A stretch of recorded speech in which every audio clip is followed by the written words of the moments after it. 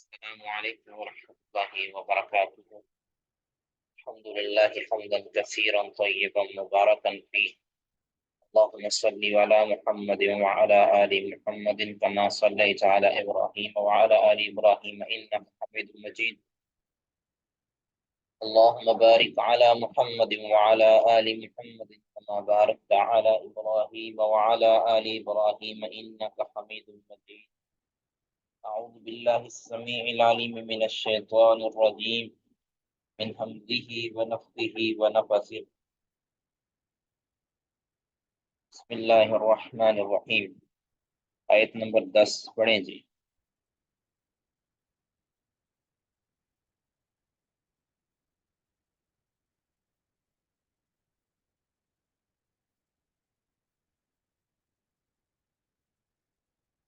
السلام علیکم شیخ.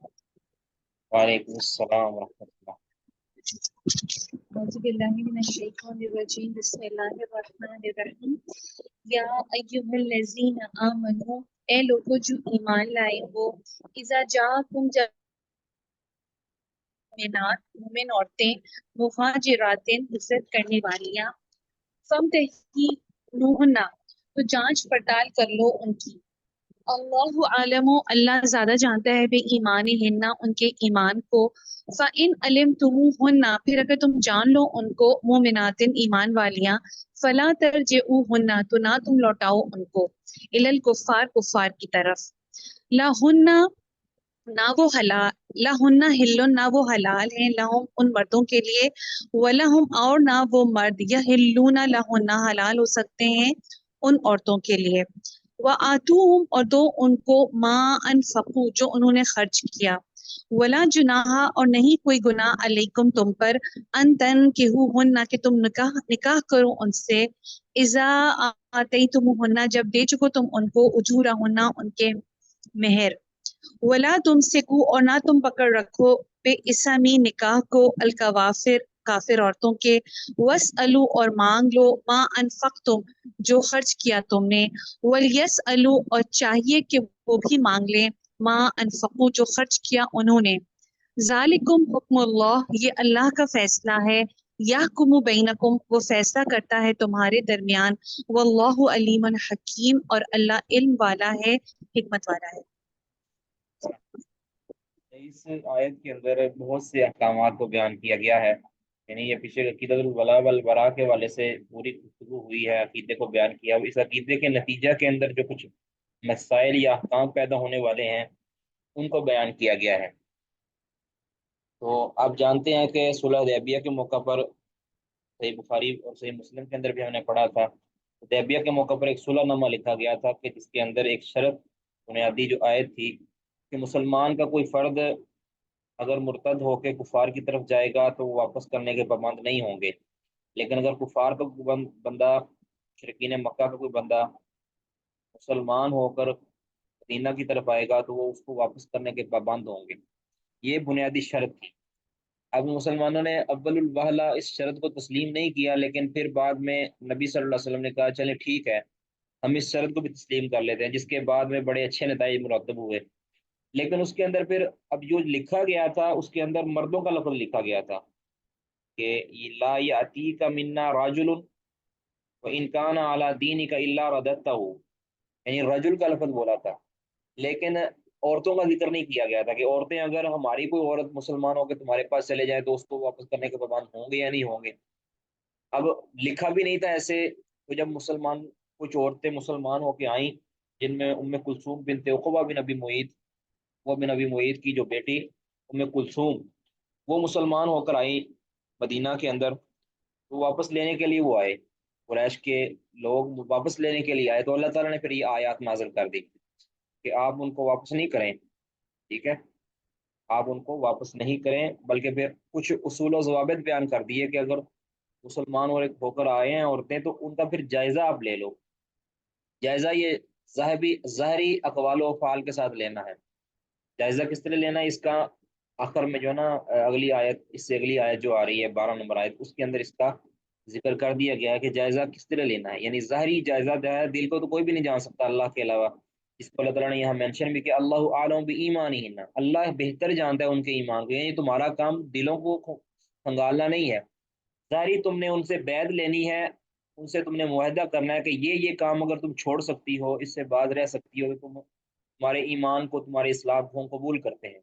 اگر وہ اس پر بیعت کر لیں، یعنی وہ جیسے آگے آئے گا کہ تم نے شرک نہیں کرنا، تم نے کفر نہیں کرنا، تم نے چوری نہیں کرنی، تم نے زنا نہیں کرنا، تم نے بچوں کو قتل نہیں کرنا، یہ وغیرہ وغیرہ جو بڑے بڑے اس وقت جرائم تھے اس علاقے اور اس معاشرے کے اعتبار سے، وہ نبی صلی اللہ علیہ وسلم کو کہا گیا کہ آپ نے ان سے یہ معاہدہ لینا، اگر وہ راضی ہو جائیں اس پر، تو اب تم پھر جان جاؤ گے کہ یہ واقعتاً مومن ہے، ٹھیک ہے، یہ ہجرت کر کے آئی ہیں اور یہ واقع ایمان کے لیے آئی ہیں، یہ کسی اور لالچ کے لیے، کسی اور مقصد، دنیاوی مقصد کے لیے نہیں آئی، ٹھیک ہے، یہ آزادی لینے کے لیے، آزادی اپنے مردوں سے آزاد ہونے کے لیے نہیں آئی۔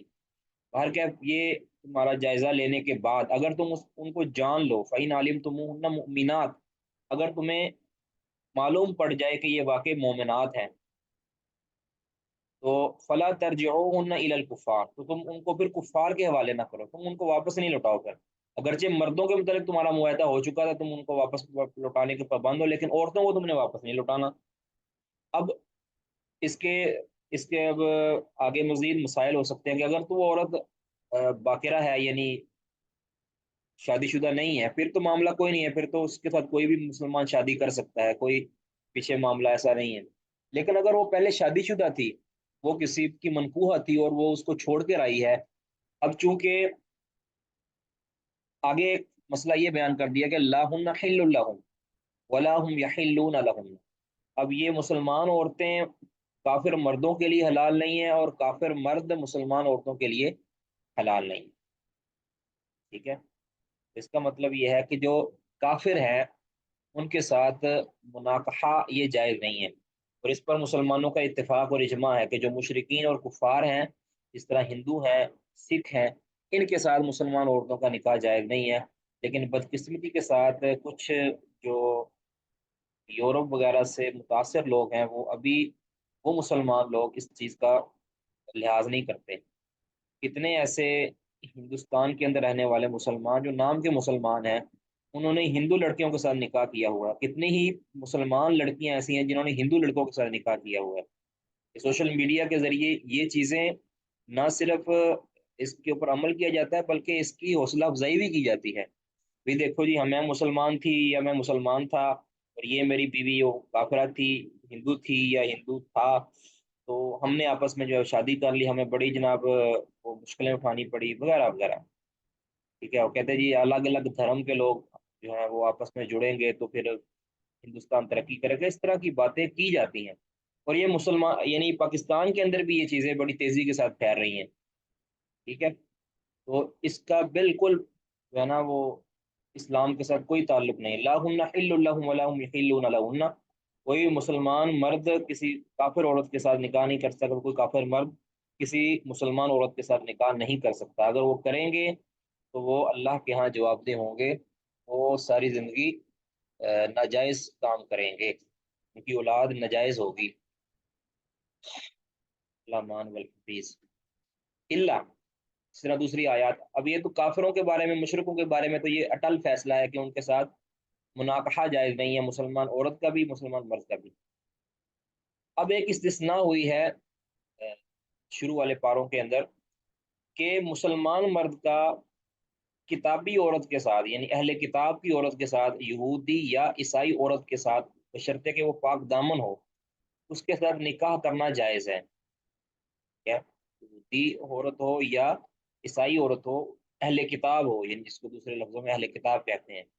یاد رکھیں کہ یہودی اور عیسائی سے مراد حقیقتاً یہودی اور عیسائی، یعنی جو انجیل اور تورات کو مانتے ہیں، ورنہ بہت سے اپنے آپ کو یہودی کہنے والے وہ اصل میں یہودی نہیں ہے، نہ وہ اصل میں عیسائی ہیں، بلکہ وہ بے دین ہیں، یعنی صرف وہ کہتے ہیں کہ ہم یہودی خاندان میں پیدا ہوئے، جس طرح مسلمانوں میں کئی نام نہاد جو اپنے آپ کو کہتے ہیں کہ ہم مسلمان کرانے کے اندر پیدا، جبکہ وہ حقیقت کے اندر مسلمان نہیں ہوتے، بلکہ وہ ہوتے ہیں ملحد اور بے دین ہوتے ہیں، تو ان کا مسلمان ہونے کا کوئی اعتبار نہیں، ایسے عورتوں یا مردوں کے ساتھ بھی نکاح جائز نہیں مسلمان کا بھی، یعنی ایسے مرد اور عورت صرف زبان سے اسلام کا اظہار کرتے ہیں لیکن حقیقتاً وہ اسلام کے بالکل خلاف ہیں، یا اسلامی عقائد و اعمال کو بالکل تسلیم نہیں کرتے، بلکہ وہ سیکولرزم کو پروموٹ کرتے ہیں اور آزاد فکر کے حامی ہیں۔ وہ لوگ، ان کا اسلام کے اندر کوئی حاج نہیں، نہ ان کی عورتوں کے ساتھ نکاح جائز ہے، نہ ان کے مردوں کے ساتھ نکاح جائز ہے۔ اسی طرح اہل کتاب کے وہ لوگ یا وہ مرد یا وہ عورتیں، وہ عورتیں کہ جو یعنی یہود و نصارہ حقیقتاً نہیں ہے، یعنی اپنی تورات و انجیل کو آسمانی مذہب کے فالوور نہیں ہے، بلکہ وہ ملحد ہیں، یا وہ بالکل خدا کو مانتے ہی نہیں ہے، صرف ایک تعلق ہے کہ ہم عیسائی خاندان میں پیدا ہوئے، ان کا کوئی یعنی جس طرح یہ امریکہ وغیرہ کے اندر ایسی لوگوں کی تعداد بہت زیادہ ہے۔ اب آپ حیران ہوں گے کہ 1 ارب کے قریب ایسے لوگ ہیں کہ جو کسی بھی خدا کو نہیں مانتے، کسی دین کو نہیں مانتے۔ 1 ارب سے زیادہ افراد ایسے ہو چکے ہیں، تو وہ ظاہر ہے وہ 1 ارب جو ہیں وہ اسی طرح یہ مسلمانوں میں سے کوئی ہیں، کوئی ہندوؤں میں سے ہیں، کوئی دوسرے تیسروں میں سے ہیں، جن کا یعنی بیک گراؤنڈ ہندو تھا یا مسلمان تھا یا عیسائی تھا یا یہودی تھا، وہ پھر اب ایتھیسٹ ہو چکے ہیں، تو ان کے ساتھ نکاح تو بالکل بھی جائز نہیں ہے، ان کی عورتوں سے بھی، اللہ کہ وہ مسلمان ہو جائیں یا اہل کتاب ہو جائیں۔ تو بہرحال یہ تو استثناء ہے، لا ہن حل لهم ولا هم يحلون لهم، نہ یہ مسلمان عورتیں ان کافر مردوں کے لیے حلال ہیں، اور نہ یہ کافر مرد مسلمان عورتوں کے لیے سوٹیبل حلال ہیں۔ تو ایک یہ مسئلہ کہ اب چونکہ ان کے پاس لٹانا نہیں ہے اور دونوں ایک دوسرے کے ساتھ ان کا نکاح نہیں ہو سکتا، اب آگے ہے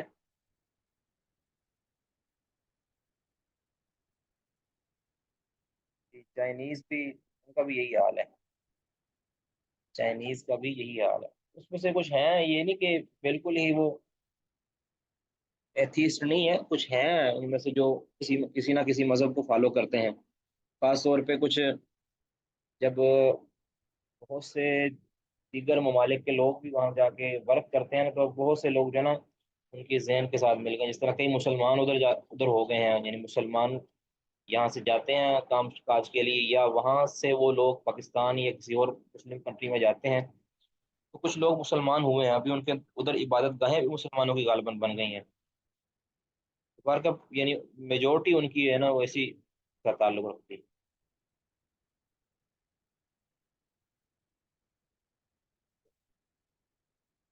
لہن حل لهم ولا هم يحلون لهن، اب نہ ان کے لیے حلال ہے نہ ان کے لیے حلال ہے، اب چونکہ وہ عورتیں آ چکی ہیں، اب پیچھے والے مرد جو ہے نا ان کے جو کافر مرد ہیں، اگر تو وہ مسلمان ہو کر آ جائیں، یعنی پہلے تو آئیں گی وہ ادھر، ایک ایک حیض ان کی عدت ہے، اس سے پہلے وہ آگے کہیں بھی نکاح نہیں کر سکتی، ایک حیض عدت گزارنے کے بعد وہ آگے نکاح کر سکتی ہیں کسی بھی مرد، مسلمان مرد کے ساتھ، جو نو مسلم عورتیں آئی ہیں پیچھے، کافر جو مرد چھوڑ کر آئی ہیں، اگر تو وہ مسلمان ہو جاتے ہیں کافر مرد بھی، تو پھر ان کا نکاح برقرار ہے۔ اگر وہ کافر مرد مسلمان نہیں ہوتے، ان کے جو پرانے شوہر ہیں وہ مسلمان نہیں ہوتے، تو ایک ہے عدت گزارنے کے بعد آگے نکاح کرنے تک ان کو مہلت ہے، یعنی پرانے جو کفار کے ہے نا، کفار جو سوری کے شوہر ہیں، ان کو، ان عورتوں کو، نو مسلم عورتوں کو ایک حیض عدت گزارنے کے بعد آگے نکاح کرنے تک، ایک حیض عدت گزارنے کے بعد آگے نکاح کرنے تک اگر وہ مرد مسلمان ہو جاتے ہیں تو پھر ان کا نکاح برقرار ہے، وہ ایسے ہی مسلمان ہوں گے، ان کے اندر جدائی نہیں کرائی جا سکتی۔ لیکن اگر وہ مسلمان نہیں ہوتے اور عورتیں آگے نکاح کرنے چاہتی ہیں تو ان سے نکاح کیا جا سکتا ہے عدت گزارنے کے بعد۔ وآتوہم ما انفقوا، اب کہا یہ گیا ہے کہ تم ان کو، ان کے ساتھ نکاح کر سکتے ہو، اور ان کو، ان عورتوں کا جو مہر ہے وہ ان کے کافر مردوں کو تم واپس کر دو، بھی تم نے جو خرچ کیا تھا ان پر، جو ان کو مہر دیا تھا، یہ تم واپس لو، اب یہ تم سے آزاد ہیں کہ یہ تمہارے ساتھ رہ نہیں سکتی، کہ مسلمان ہو چکی ہیں، تمہارا ان کے ساتھ کوئی جوڑ نہیں ہے۔ ولا جناح علیکم ان تنکحوهن اذا آتیتموهن اجورهن، اب آگے ایک تو ہے کہ تم نے ان سے آزادی دلوا دی اس کو، اب اگر یہ تم سے نکاح کرنے والی راضی ہیں اور تم ان سے نکاح کرنے کے لیے راضی ہو، تم ان سے نکاح کر سکتے ہو ان نو مسلم عورتوں سے، لیکن عدت گزارنے کے بعد، جس طرح کی جس کے تفصیلی احکام دیگر احادیث کے اندر موجود ہیں۔ वला जुनाह अलैकुम अन तंकिहून इज़ा आतैतुमून उजूरा, जब तुम उनको उनके महर दो, यानी महर देना इसमें फ़र्ज और ज़रूरी है। उन नौ मुस्लिम औरतों को भी अ, उनसे भी शादी करने के लिए तुमने महर उनके देने हैं। वो महर कितने हैं उसकी शरीयत के अंदर कोई मिकदार मुकर्रर नहीं है। तरफ़ैन जिस चीज़ के वो हकमार बनाने पर राज़ी हो जाएं उसको हकमार बनाया जा सकता है। अब अगला मसला है वला तुमसिकू बिइसमिल कवाफिर, कि तुम काफिर औरतों को अपने निकाह में ना रखो। यानी अगर तुम मुसलमान हो चुके हो, मर्द मुसलमान हुए हैं, लेकिन उनके अकद के अंदर काफिर औरतें हैं, तो उनके लिए भी, चूंकि पीछे लिखा था ना कि ला जुनाह ला हुन्ना इहिल्लुल लहुम वला हुम यहिल्लुना हुन्ना, ना मर्दों के लिए, मुसलमान मर्दों के लिए काफिर औरतें हलाल हैं, ना काफिर मर्दों के लिए मुसलमान औरतें हलाल हैं। तो अब यहाँ है कि तुम मुसलमान हो गए हो, यानी मर्द मुसलमान हो चुके हैं, अब इनकी मनकूहात वो काफिरा हैं। अगर तो वो मुसलमान हो जाती हैं, वो इशारा देती हैं कि हम मुसलमान होती हैं, तो तुम उनको मोहलत दे सकते हो और वो तुम उनको मौका दे सकते हो। अगर वो मुसलमान नहीं होती तो तुम उनको अपने निकाह में नहीं रख सकते, तुम उनको फारिग कर दो। तलाक की जरूरत ही नहीं है, क्योंकि वो अकद तुम्हारा टूट गया है। याद रखें, अकद के लिए ज़रूरी है मिल्लत का एक होना, यानी तुम्हारी और उनकी मिल्लत एक हो तब अकद होता है। इल्ला के इस्तिस्नाई सूरत जो है अहले किताब की औरतों वाली है। बोला तुम सी को बेशामिल कवा, फिर काफिर औरतों का जो अकद ना अपने पास नहीं रख सकते। अब चूंकि तुम मुसलमान हो गए हो और काफिर औरतें, अ, उनके साथ तुम्हारा निकाह नहीं हो सकता, अब तुमने उन पर हक मार खर्च किया, वो कैसे मिलेगा? अब इसमें कैटेगरियां हैं। अगर तो उन और मर्दों में से तुम मुसलमान हुए हो कि जिनका मुसलमानों के साथ मुआहदा है। दो तरह के मुसलमान है ना, एक वो मुसलमान है कि, सॉरी, वो काफिर हैं कि जिनका मुसलमानों के साथ मुआहदा है। ठीक है, हम जिसको मुसालती कुफार कहते हैं। और एक वो है कि जो हरबी हैं, जिनका मुसलमानों के साथ कोई मुआहदा नहीं है, वो हरब में हैं और वो मुसलमानों के मुखालिफ हैं, वगैरह वगैरह। अब मुसालती कौन है? जो जिस तरह मुशरिकीन मक्का थे उस सुलह हुदैबिया की, कह लें कि मुसालहत के दौर के अंदर, उनके कह लें कि रहे हैं के साथ सुलह नामा हो चुका था। अब ऐसे ऐसे मर्दों की और मर्द अगर मुसलमान हो जाते हैं तो उनकी औरतों का क्या करना है? तो उनकी औरतें, चूंकि उनसे कट ऑफ होना है और मुसलमान नहीं हुई, तो उनको छोड़ना जरूरी है। इस तरह के सैयदना उमर रजी अल्लाह तआला अन्हु ने औरतों को छोड़ा था। उन्होंने दो औरतों को जो है ना वो फारग कर दिया। जब वो मुसलमान हुए तो उनके निकाह के अंदर दो औरतें थी, तो उन्होंने दोनों को छोड़ दिया। ये सही बुखारी के अंदर 5287 नंबर हदीस है। सॉरी, एक औरत थी, दो नहीं थे। नहीं, दो औरतें थी। एक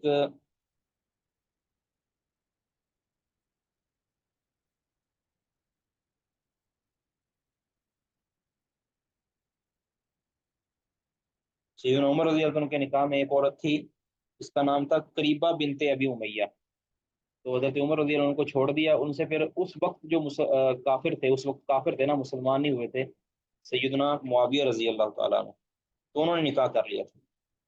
इस तरह एक औरत थी उम्मे हकम बिनते अबी सुफियान, ये सैयदना अय्याज बिन गनम फहरी रजी अल्लाह तआला के निकाह में थी। जो मुसलमान हुए तो उन्होंने इसको तलाक दे दी, और फिर उससे निकाह जो है ना अब्दुल्ला बिन उस्मान सख्फी ने कर लिया था, जो उस वक्त मुसलमान अभी नहीं हुए थे।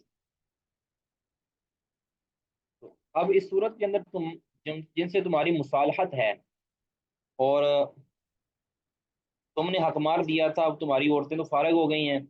अब फरमाया वसालू मा अनफक, जो तुमने खर्च किया है तुम उनसे मुतालबा कर सकते हो कि तुम, ये हमारी औरतों का जो हक मार है, जो हमने औरतों को छोड़ दिया है, इसका हक मार हमें वापस करो, जिस तरह हमने तुम्हारी औरतों का हक मार वापस किया था। वली यसालू मा अनफक, वो भी तुमसे मांग सकते हैं कि तुम्हारी औरतों का हक मार जो तुम्हारे पास मुसलमान होकर आई हैं, उनका हक मार हमें दो।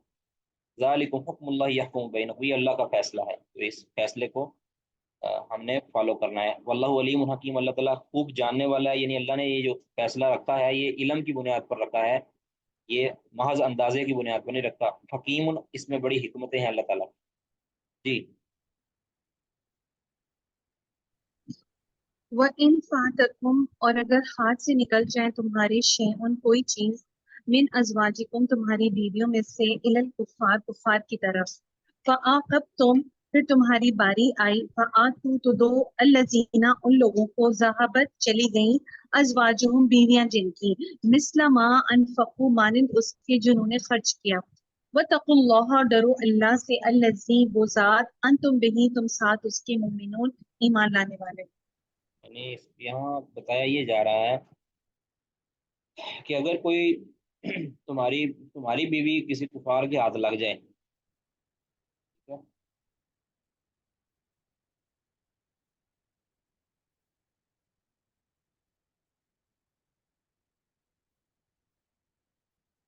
यानी तुम्हारी बीवियां उधर रह जाएं, यानी तुम मुसलमान हो गए हो और वो तुम्हारा खर्च भी नहीं दे रहे, तो तुम फिर इसकी फिर फ़आक़ब तुम बदला ले सकते हो, या जिस तरह आपने तर्जुमा किया बारी का मेरा ख्याल, फ़आक़ब तुम तर्जुम उसका बदला ले सकते हो।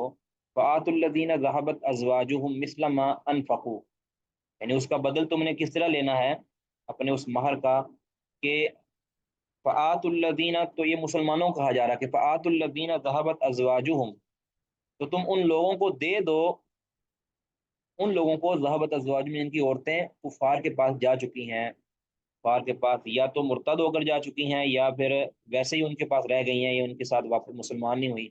मिसलमान फ़कू, उतना ही दे दो जितना तुमने उन्होंने खर्च किया था, यानी जो उनका हकमार बनता था, जो हकमार उन्होंने दिया था, वो तुम उनको वापस कर दो।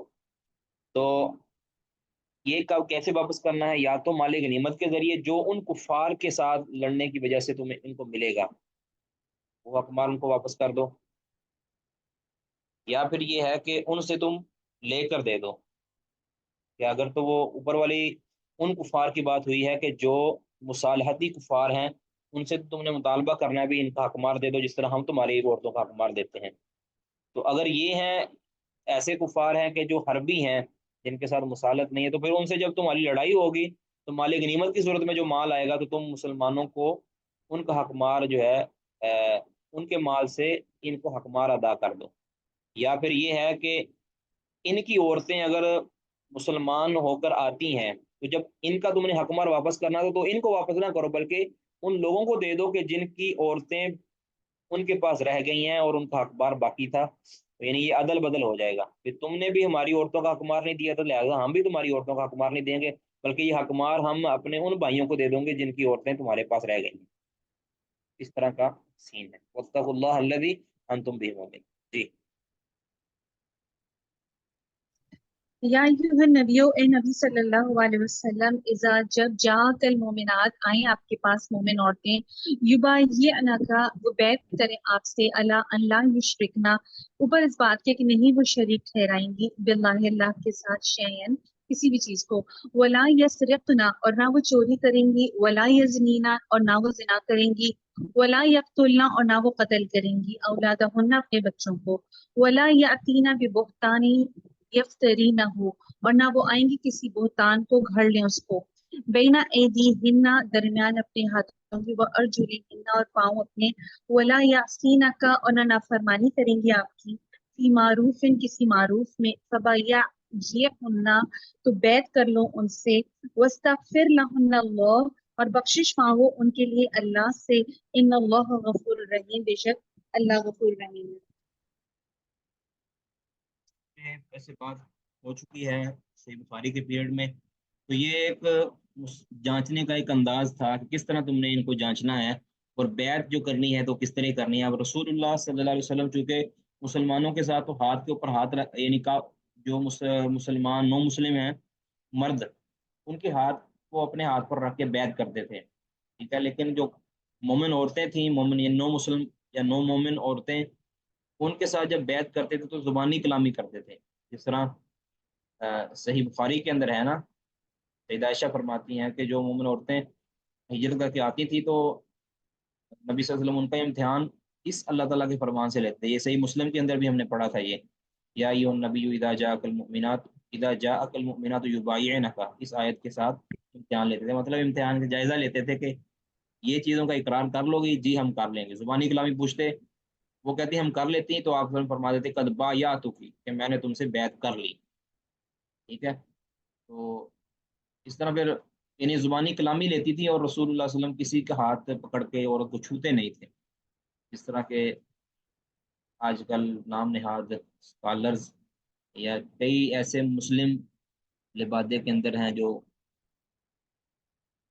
ایاز باللہ عورتوں کے ہاتھ پکڑتے ہیں، بلکہ کئی معانقہ تک کر لیتے ہیں، کئی مسلمان کو مسلمان کہلواتے ہیں اور پھر اس کو رواج دیتے ہیں، اور جو لوگ اس چیز کو برا سمجھتے ہیں ان کو کہتے ہیں یہ جو ہے نا پتھر دور کے لوگ ہیں، ان کی سوچ اس طرح کی ہے، یعنی رسول اللہ صلی اللہ علیہ وسلم سے زیادہ باحیا کوئی نہیں تھا، اس کے باوجود رسول اللہ صلی اللہ علیہ وسلم نے اچھے کام کے لیے بھی جو ایک رائج بیعت تھی اس کو بھی نبی صلی اللہ علیہ وسلم نے عورتوں سے نہیں لیا، بلکہ زبانی کلامی کیا ہے، حالانکہ وہاں اگر لے لیتے تو رسول اللہ صلی اللہ علیہ وسلم سے کوئی بھی بندہ آپ صلی اللہ علیہ وسلم کے خلاف کوئی اس طرح کی بات بھی نہیں کر سکتا تھا، لیکن نبی صلی اللہ علیہ وسلم جو کہ پیکر حیات ہے، اس لیے آپ صلی اللہ علیہ وسلم نے حیا کا درس دیا کہ اسلام کی اس قدر اہم رکن جو بیعت کا رکن ہے، جس کو زندگی کے اندر ایک ہی مرتبہ یعنی جس کے اوپر عمل کیا جاتا ہے، اس کے اوپر بھی رسول اللہ صلی اللہ علیہ وسلم نے عورتوں سے بیعت نہیں لی، یعنی زبانی کلامی لی ہے، ہاتھ کے اوپر ہاتھ نہیں رکھا۔ تو باہر کے یہ صحیح بخاری کی روایت ہے کہ نبی صلی اللہ علیہ وسلم ہاتھ چھوتے نہیں تھے کسی عورت کو بھی، بلکہ بعض عورتوں نے کہا بھی ہے کہ آپ مردوں سے تو ہاتھ پر بیعت لیتے ہیں اور ہم سے کیوں نہیں لیتے؟ آپ نے فرمایا کہ میں عورتوں کے ساتھ مصافحہ نہیں کرتا، کیونکہ اپنی ہتھیلی کے ساتھ ہتھیلی نہیں ملاتا، بلکہ میں عورتوں کو زبانی کلامی ہی بیعت کرتا ہوں۔ تو ذرا یہ دیکھنی چاہیے کہ جب رسول اللہ صلی اللہ علیہ وسلم نے اتنے اہم معاملے پر بیعت نہیں لی، پھر یہ لوگ جو یعنی مرد اور عورتوں کو فرق بلائے بیٹھے ہیں اور مصافحہ کرتے ہیں، معانقہ کرتے ہیں، یہ انہیں اللہ رب العزت سے ڈرنا چاہیے۔ مطلب یہ وستغفر لہن اللہ، اب نبی صلی اللہ علیہ وسلم کو حکم دیا گیا ہے کہ آپ ان کے لیے استغفار کیا کریں، کہ جو نو مسلم عورتیں ہیں ان کے لیے آپ استغفار کیا کریں، ان کے رفع درجات کے لیے، ان کے استقامت کے لیے دعا کیا کریں، بلا شبہ اللہ تعالیٰ غفور رحیم۔ جی، اب یہی جو بیعت ہے نا رسول اللہ صلی اللہ علیہ وسلم، یہی بیعت مردوں سے بھی لیتے تھے، حالانکہ صحیح بخاری میں ہم نے کل ہی پڑھا ہے کہ مردوں سے بھی رسول اللہ صلی اللہ علیہ وسلم اسی طرح کی بیعت لیتے تھے، اور عورتوں سے بھی لیتے تھے، عورتوں سے زبانی لیتے تھے اور مردوں سے ہاتھ کے اوپر ہاتھ رکھ کے لے لیتے تھے۔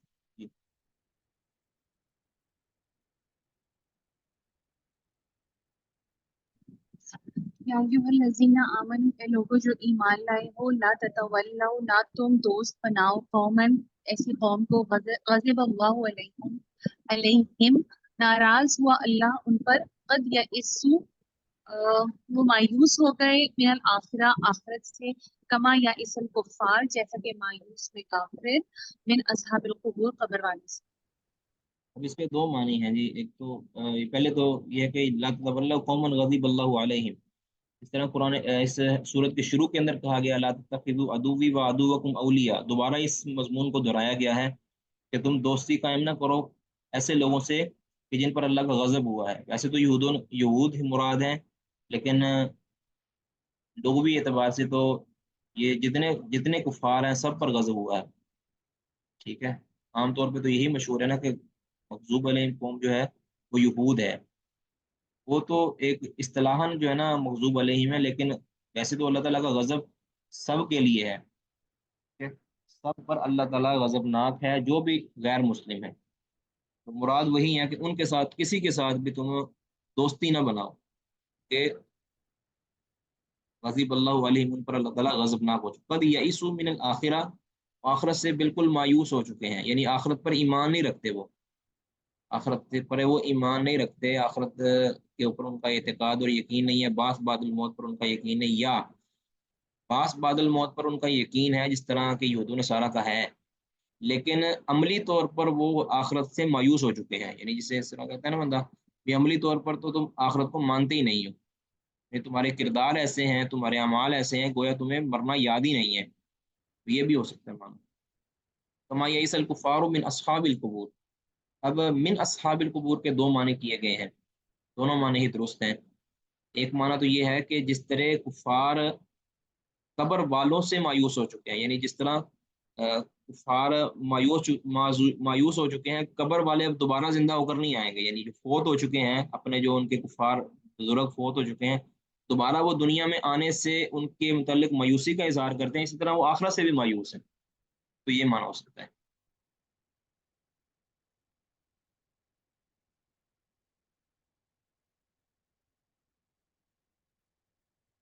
دوسرا یہ معنی ہے کہ جس طرح قبر والے کفار مایوس ہو چکے ہیں، یعنی یہ امین یہاں کفار ہی کا بیان ہے، وہ کفار کے جو قبر والوں میں سے ہو چکے ہیں، یعنی وہ مر چکے ہیں. جس طرح وہ مرنے والے کفار وہ مایوس تھے نا آخرت سے، اسی طرح یہ بھی آخرت سے مایوس ہیں. ٹھیک ہے. یا جو مرنے والے جو قبروں میں پہنچ چکے کفار ہیں، وہ جب دوبارہ زندگی میں آنے، دوبارہ زمین پر آنے سے مایوس ہو چکے ہیں، یا وہ اللہ کی رحمت کو حاصل کرنے سے مایوس ہو چکے ہیں، اس طرح یہ لوگ بھی آخرت سے مایوس ہو چکے ہیں. کسی کا کوئی سوال کوشچن کر سکتے ہیں. شیخ محترم، آپ نے بھی جو آیات پڑھی ہیں جس میں یہ ہے کہ اپنی جو عورتیں ہیں ان کا نکاح جو ہے وہ نہیں ہونا چاہیے کفار میں، تو کیا ان میں یہود و نصارہ کے علاوہ اور جو دوسرے ہیں ہندوز ہیں بدھسٹ وغیرہ، ان اس لسٹ میں کیا ہم شیعوں کو بھی ایڈ کر سکتے ہیں یا شیعوں میں نکاح جائز ہو سکتا ہے؟ جی، شیعوں کی دیکھیں قسمیں ہیں، یاد رکھیں شیعوں کی. ایک وہ ہے کہ جو واضح طور پر صحابہ کرام کو کافر کہتے ہیں اور اپنے کفر کا اپنی زبان سے اظہار کرتے ہیں. وہ واضح طور پر صحابہ کرام کے منقول دین کے اوپر کو شاکی نگاہ سے دیکھتے ہیں، یا قرآن پاک کو واضح طور پر محرف کہتے ہیں. ایسے لوگ تو مرتد ہیں، ایسے لوگ مسلمان نہیں ہیں، یہ مرتد ہیں. تو ان کا حکم مرتدوں والا ہے، مرتدوں کے ساتھ بائیکاٹ ہوتا ہے. جس طرح کی قادیانیہ، قادیانی بھی گرچہ اپنے آپ کو اہل کتاب پاور کرانے کی کوشش کرتے ہیں، لیکن وہ چونکہ اسلام سے خارج ہو چکے ہیں، یعنی اسلام میں داخل ہونے کے بعد جو اسلام سے خارج ہو جاتا ہے کسی ایسی ضروریات دین کا انکار کر کے کہ جس کے بغیر انسان دین میں رہ نہیں سکتا، تو وہ لوگ مرتد کے حکم میں ہو جاتے ہیں. تو ایسے لوگوں کے ساتھ مناقحت نہیں ہوتی. ہاں، وہ جو شیعہ خواتین ہیں کہ جو اپنی زبان سے اس طرح کی واہیات چیزیں نہیں نکالتے، اور وہ صحابہ کرام کے بارے میں تبرہ بازی نہیں کرتے، یا قرآن پاک کو واضح طور پر محرف نہیں کہتے، یا اسی طرح جو کابر صحابہ ہیں ان کی تکفیر نہیں کرتے، باقی اپنے دین کے ساتھ لگے ہوئے ہیں، اگر وہ ایسی خواتین ہیں تو ان کے ساتھ نکاح جائز ہے. ٹھیک ہے. یہ فرق کرنا خواتین میں بھی اور حضرات دونوں؟ نہیں، حضرات کے ساتھ تو نہیں کرنا چاہیے نا، وہ تو برے عقیدے کے ساتھ ہے نا. حضرات کے ساتھ نہیں کرنا چاہیے، خواتین کی صرف بات ہوتی جی، ہے. حضرات کے ساتھ تو ہم وہ لوگ جو عملی مشرک ہیں، عملی مشرک حالانکہ بریلوی وغیرہ ہیں، ہم تو ان کے ساتھ بھی کرنے کو درست نہیں سمجھتے. یہ نہیں ہم کہتے کہ نکاح ان کے ساتھ ہوتا نہیں ہے، لیکن ہم کہتے ہیں کہ وہ بعید نہیں ہے کہ وہ آپ اس کے دین کی طرف پلٹ جائیں. کوئی بھی یعنی خاتون جو صحیح العقیدہ خاتون ہے، تو اگر وہ کسی مشرک عقیدے والے کے ساتھ نکاح کرے گی تو وہ اس کی طرف پلٹنا اس کے لیے بہت، یعنی اس کے اوپر خطرہ ہے. ایسا واقعہ ہم نے خود اپنے یعنی کانوں سے سنے ہیں اور دیکھے ہیں کہ جو ایک خاتون جو صحیح العقیدہ تھی، پہلے جب وہ اپنے سسرال گئی ہے، ان کے برے عقائد کی نظر ہو گئی ہے، یا تو ان کے ساتھ وہ ان کی بن نہیں پائی، یا مزاحمت کرتی رہی، یا کبھی شیطان نے اس کو بکایا تو ان کے عقیدے پر آ گئی، اور وہ اپنے صحیح عقیدے کو وہ فاسد عقیدے کے اندر تبدیل کر بیٹھی. تو یہ سارا جو ہے اس کے اوپر پھر جو ہے وہ اس کی. لیکن شیخ محترم مجھے لگتا ہے کیس ویری کرتا ہے ہر جگہ، کیونکہ آج کل لڑکیاں جو پڑھ لکھ گئی ہیں بہت زیادہ، تو پھر یہ ہوتا ہے کہ ان کو یہ کانفیڈینس ہوتا ہے کہ ہمارے ماں باپ نے ہمیں جو دین سکھایا ہے تو وہ ہم انشاءاللہ اس پہ اسٹیبل رہیں گے. کیونکہ ہماری فیملی میں بہت زیادہ ٹرینڈ ہو گیا ہے شیعہ سنی شادیوں میں، بہت زیادہ. اور لڑکیاں بھی جا رہی ہیں شیعوں میں شادی ہو کر، اور ہمارے خاندان میں بھی میری اپنی خود کی سگی بھابھی جو ہے وہ بھی شیعہ ہیں. تو وہ میں آپ کو صرف اس لیے یہ پوچھ رہی ہوں سب کچھ کیونکہ فیوچر میں بھی یہ ہونے والی ہیں بہت سارے ایسی شادی. اور تو میں صرف اس پوائنٹ آف ویو سے کہ کیا اس سے ایمان کا میں تو کوئی رسک نہیں ہے ہمارے سنی بھائی بہنوں میں جو کر رہے ہوتے ہیں شادیاں اس میں؟ نہیں، اگر کوئی مرد سنی مرد شادی کرتا ہے کسی شیعہ خاتون سے، اگر وہ میں نے عرض کیا جس طرح کہ ایسے عقیدوں کا وہ اظہار نہیں کرتی کہ جو عقیدہ اس کی تکفیر کی طرف لے جاتا ہے، تو پھر اس میں حرج نہیں ہے، وہ نکاح صحیح ہے. اور وہ اس کی اصلاح کی کوشش کریں، اور وہ آہستہ آہستہ.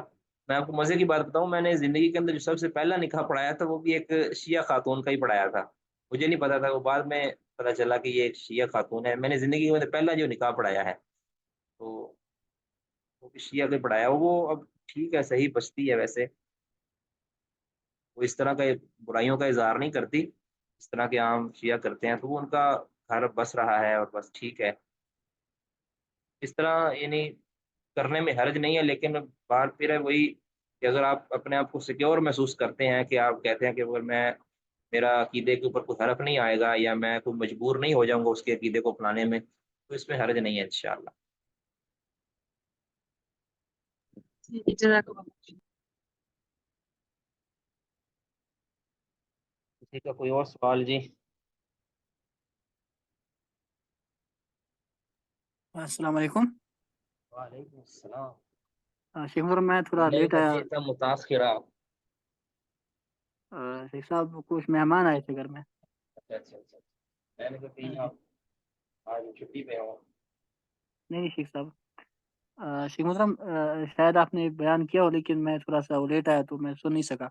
شیخ صاحب یہ آپ کہہ رہے تھے مسافہ کے بارے میں، خواتین سے بیعت میں ہاتھ نہیں ملایا جاتا تھا، تو شیخ صاحب وہ جو روایت ہے کہ کسی کے سر میں کیل لگایا جائے وہ اس سے زیادہ ہلکا ہے اس سے کہ کسی خاتون کے ساتھ مسافہ کریں، وہ روایت ثابت ہے؟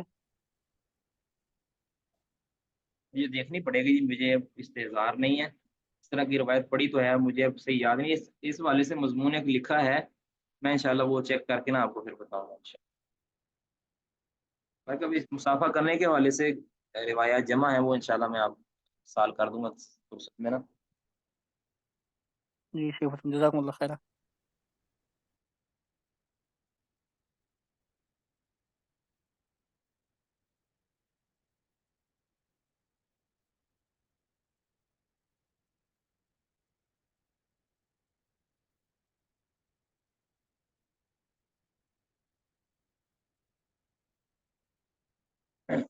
جی کوئی سوال نہیں جی.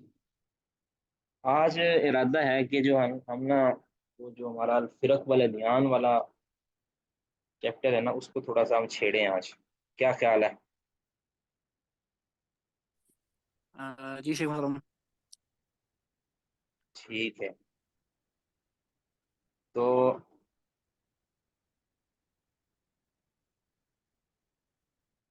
پر ویسے تو معاذ بھائی نے وعدہ کیا تھا کہ انشاءاللہ وہ ہماری ہیلپ کیا کریں گے، کچھ کتابیں بتایا کریں گے. میں آپ کو مکتبہ شاملہ سے اب یہ جو کچھ کتابیں ہیں، بلکہ مکتبہ شاملہ کے اندر الفرق اور ردود کے نام سے ایک الگ سے لسٹ موجود ہے، اس کے اندر کئی ایک کتابیں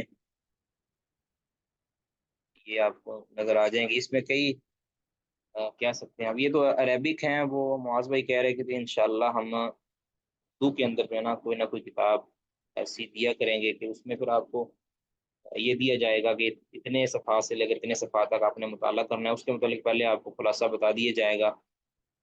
ٹھیک ہے. تو پہلے یہ ہمیں سمجھنا چاہیے کہ یہ فرقت ان کی جمع ہے، فرق. ٹھیک ہے. تو نبی صلی اللہ علیہ وسلم نے پہلے ہی خبردار کر دیا تھا کہ میری امت 73 فرقوں میں بٹ جائے گی، ان میں سے 72 آگ میں جائیں گے اور ایک جنت میں جائے گا. ٹھیک ہے. اب سوال یہ پیدا ہوتا ہے کہ یہ 73 فرقے بنے کیسے ہیں، یا جو بن گئے ہیں تو بنے کیسے ہیں، اگر بننے ہیں تو وہ سارے اگر مکمل نہیں ہوئے تو وہ کیسے کیسے ہوں گے. اس کی بنیادی وجہ آپ میں سے کسی کے علم میں ہے تو وہ بتائیں گے. یہ جو 73 فرقے جس کی نبی صلی اللہ علیہ وسلم نے پیشین گوئی کی ہے، اور ان میں سے 72 جو جنمی ہوں گے، اور ایک کے متعلق فرمایا ہے کہ وہ جنتی ہوگا، اور وہ کون سا ہوگا؟ وہ ویسے تو ضعیف روایت ہے، آگے والا جو ٹکڑا ہے ضعیف ہے کہ مانا علیہ و صحابی، لیکن دیگر روایات سے اس کا مفہوم سمجھ آتا ہے کہ ظاہر ہے کہ وہی راستہ ہے، وہی فرقہ ہے، یا وہی گروہ اور جماعت ہے کہ جس پر نبی صلی اللہ علیہ وسلم اور آپ کے صحابہ ہیں. یہ تو پکی بات ہے. اور وہ حق کا تسلسل نبی صلی اللہ علیہ وسلم نے خود فرمایا لا تزال طائفۃ من امتی منصورین علی الحق. تو یہ حق پر قائم رہے گی قیامت تک. اب یہ تو طے ہے کہ ایک گروہ تو ہمیشہ حق پر رہے گا، ان کی تعداد کم یا زیادہ ہو سکتی ہے، ان کے زبان اور نسل کے اندر تو فرق ہو سکتا ہے، ان کی قوت اور ذوف کے اندر تو فرق ہو سکتا ہے، لیکن ان کا حق پر قائم رہنا یہ ہمیشہ رہے گا، ٹھیک ہے۔ اور یہ قیامت آئے، جب تک قیامت قائم نہیں ہوگی، یعنی قرب قیامت تک ایک گروہ ہمیشہ حق پر رہے گا۔ کبھی وہ غالب ہو جائیں گے، کبھی وہ مغلوب ہو جائیں گے، کبھی وہ یعنی یہ غلبہ افراد کے اعتبار سے ہے، یہ غلبہ آپ کہہ لیں کہ عملداری کے اعتبار سے ہے۔ ویسے تو ان کا جو حجت کا غلبہ ہے وہ تو ہمیشہ رہے گا، حجت کا غلبہ ان کو ہمیشہ حاصل رہے گا، کوئی ان کو حجت کے اندر سارے کے سارے اہل حق کو ہرا دے، ایسا نہیں ہو سکتا۔ عملی اور آپ کہہ سکتے ہیں کہ دلائل کے اعتبار سے ایک گروہ ہمیشہ رہے گا جو اسلام پر قائم رہے گا۔ اب سوال یہ پیدا ہوتا ہے کہ وہ گروہ ہے کون سا، کیا وہ گروہ کون سا ہے، اور یہ جو دوسرے گروہ پیدا ہوئے ہیں یہ گروہ پیدا کیسے ہوئے ہیں؟ ایک کوئی قدر مشترک ان کے اندر ہے تو وہ کون بھائی بتائیں گے؟ جو قدر مشترک ان سب کے اندر ہے وہ کیا ہے؟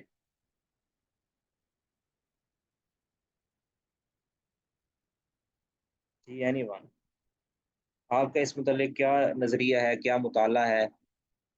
کوئی بھی غلط ہو صحیح ہو جیسے بھی آپ بتا سکتے ہیں، کوئی مسئلہ نہیں، جو آپ کے ذہن میں آتا ہے نا کہ یہ قدر مشترک ہو سکتی ہے میرے مطابق کہ بھی یہ ان سب کے اندر جو ہے نا برابر برابر ہے، اس پر عمل کرنے کی وجہ سے یا یہ اپنانے کی وجہ سے یا اس کو چھوڑنے کی وجہ سے وہ سارے کے سارے ان 72 کے اندر شامل ہوئے ہیں، 71 میں سے نکل گئے ہیں۔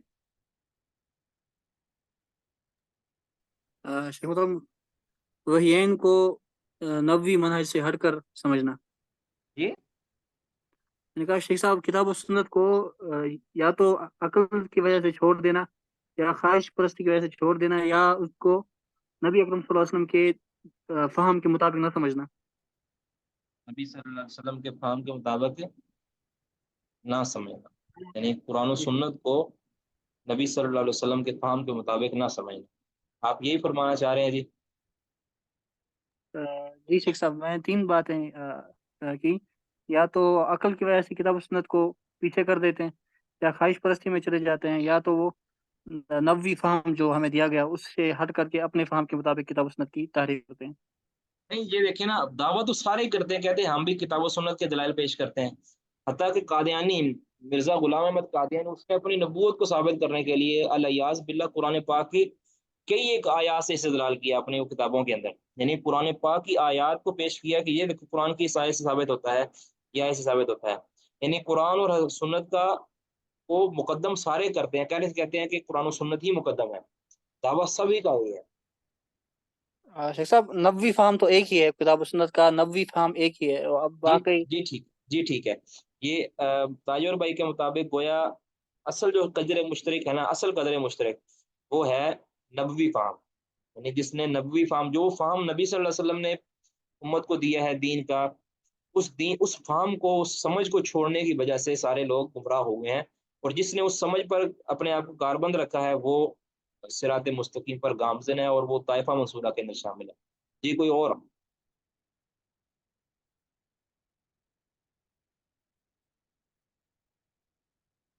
جی چلیں، اب اس کو سوال کو آپ تھوڑا چینج کر سکتے ہیں، بھی آپ میں سے ہر ایک کے ظاہر ہے کہ الحمدللہ آپ یہی سمجھتے ہیں نا کہ ہم طائفہ منصورہ کے اندر شامل ہیں، ٹھیک ہے، اور جو دوسرے تیسرے ہیں وہ طائفہ منصورہ میں شامل نہیں ہیں، تو ظاہر ہے آپ نے تو فرق کرنا ہے نا کہ میں اس لیے طائفہ منصورہ میں ہوں اور وہ اس لیے طائفہ منصورہ میں سے نہیں ہے، وہ وجہ آپ کو تو ظاہر ہے معلوم ہوگی۔ آپ کو کیا لگتا ہے کہ شاید یہ میرے اندر خصلت ہے اور اس کے اندر یہ خصلت نہیں ہے، جس وجہ سے میں طائفہ منصورہ میں انشاءاللہ ہوں اور وہ طائفہ منصورہ میں نہیں ہے، اور اللہ تعالیٰ اس کو طائفہ منصورہ میں شامل کر دے؟ یہ آپ کو کون سی چیز لگتی ہے؟ یہ سارے اپنی اپنی رائے دیں، یہ ہماری ڈسکشن ہے، یہ کوئی بھی ہو سکتی ہے، صحیح بھی ہو سکتی ہے، غلط بھی ہو سکتی ہے۔ شیخ ایک وجہ یہ بھی ہو سکتی ہے تقلید اور اماموں سے بے پناہ محبت، کہ انہوں نے جو کہہ دیا تو بس اب اس سے ہٹ کر کوئی اور بات نہیں سوچتا۔ یہ ایک وجہ یقیناً یہ ضرور ہے، لیکن یہ قدر مشترک نہیں ہے، یعنی کئی ایسے فرق ہیں کہ جن کے نزدیک امام کی تقلید، قادیانی جو ہے، قادیانیوں کے نزدیک امام کی تقلید جائز نہیں ہے، وہ کسی امام کی تقلید کو میرا نہیں خیال کہ جائز کہتے ہیں، اللہ عالم۔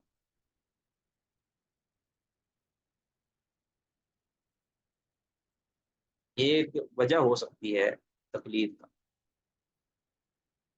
جی معاذ بھائی آپ کو کیا لگتا ہے؟ ہر ایک کا نام لے کر پوچھنا پڑے گا آپ۔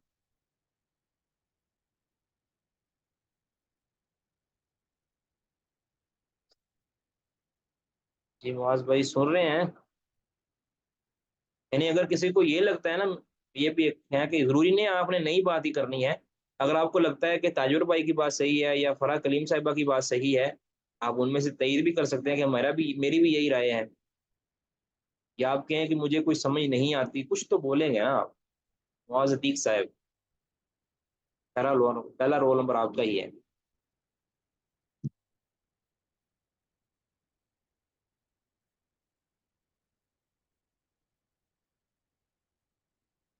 جی دوسرا رول نمبر کن کا ہے جی؟ محسن علی صاحب۔ معاذ صاحب تو میرا خیال حاضر ہی نہیں ہے ادھر۔ محسن علی تابش صاحب۔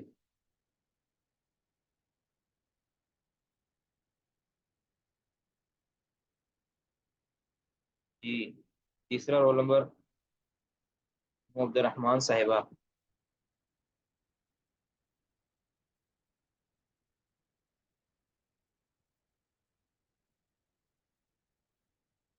اچھا میں سوال سمجھا دیتا ہوں، محسن صاحب کہہ رہے ہیں کہ مجھے سوال کا سمجھ نہیں آئی کہ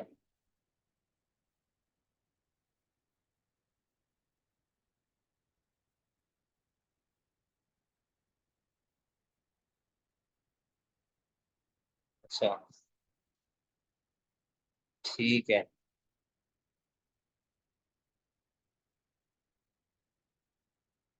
چلے میں پھر ذکر کرتا ہوں کچھ تھوڑا سا جو بھی مجھے توفیق ہوئی، کہ آخر کیا وجہ ہے کہ جو قدر مشترک ان کے اندر ہے وہ کیا ہے۔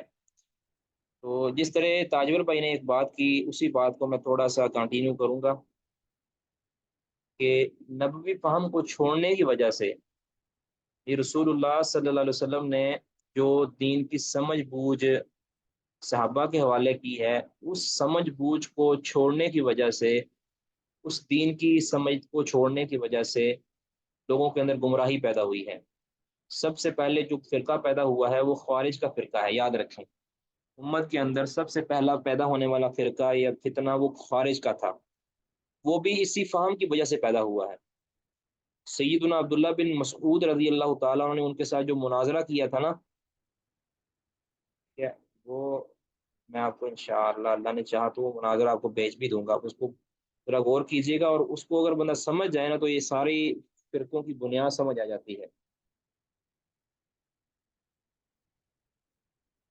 عبداللہ بن عباس ہے یا عبداللہ بن مسعود ہے؟